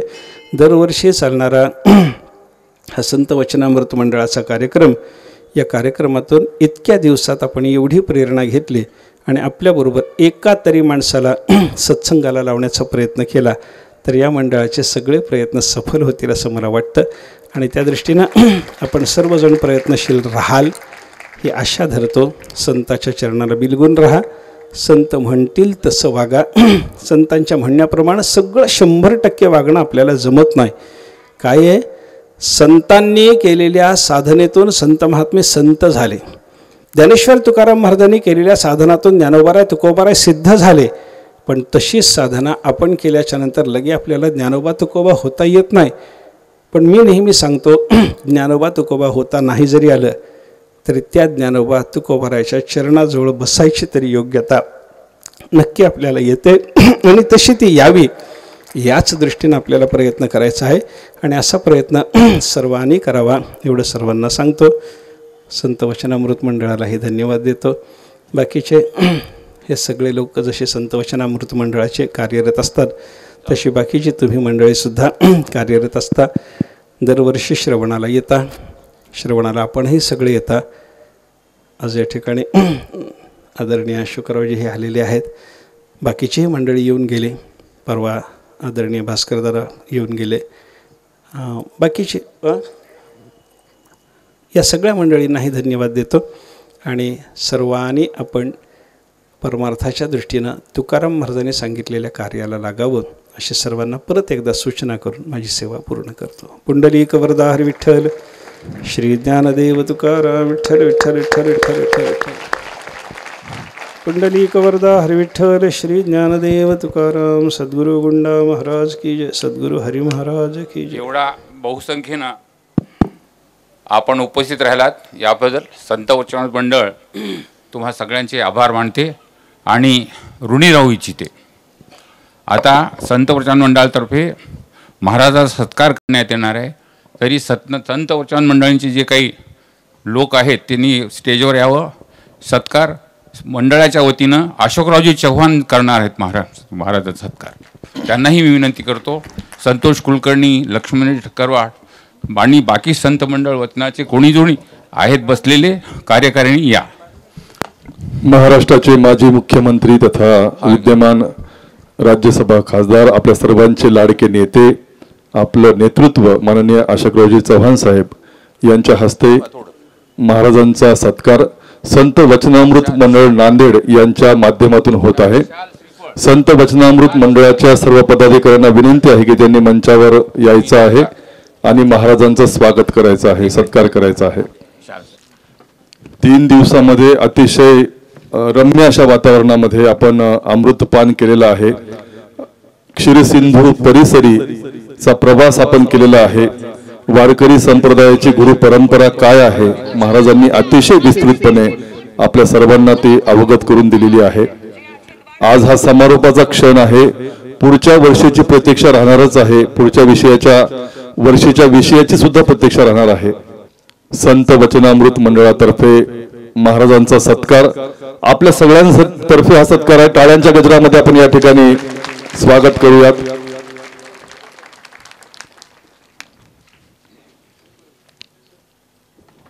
आपल्या सर्वांचे नेते माननीय अशोकरावजी चव्हाण साहेब यांच्या हस्ते हा सत्कार या ठिकाणी संपन्न होत आहे।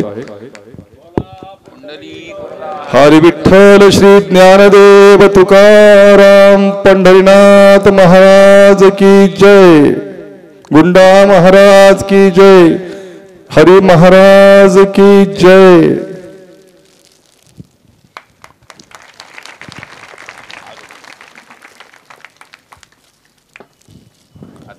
आरतीचे नाव अनाउन्स करा, मग आरती होईल। यानंतर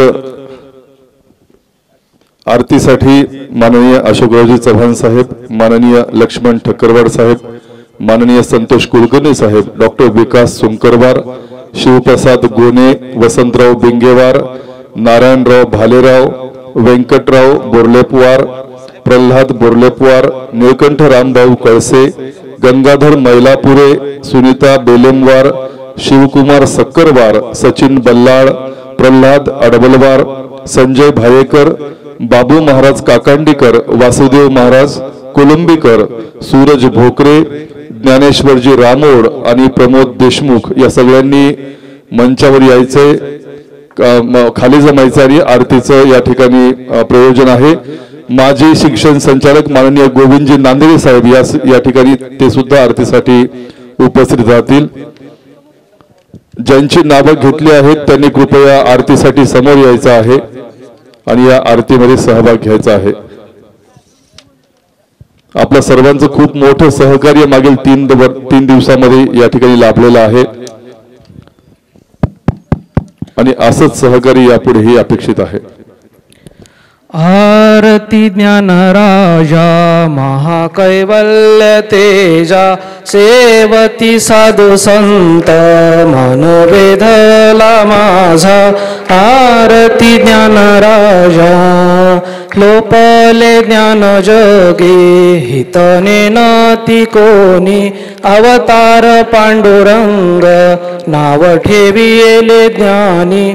आरती ज्ञान राजा महाकैवल्य तेजा, सेवती साधु संत मन वेधला माझा। आरती ज्ञान राजा प्रगट गुह्य बोले, विश्व ब्रह्माची केले, रामा जनार्दनी पायी टकची ठेले। आरती ज्ञान राजा महाकैवल्य तेजा, सेवती साधु संत मन वेधला माझा। आरती ज्ञान राजा आरती तुकारामा, स्वामी सद्गुरु धामा। सचितानंद मूर्ती पाय दाखवी आम्हा आरती तुकारामा राघवे सागरात पाषाण तारिले तै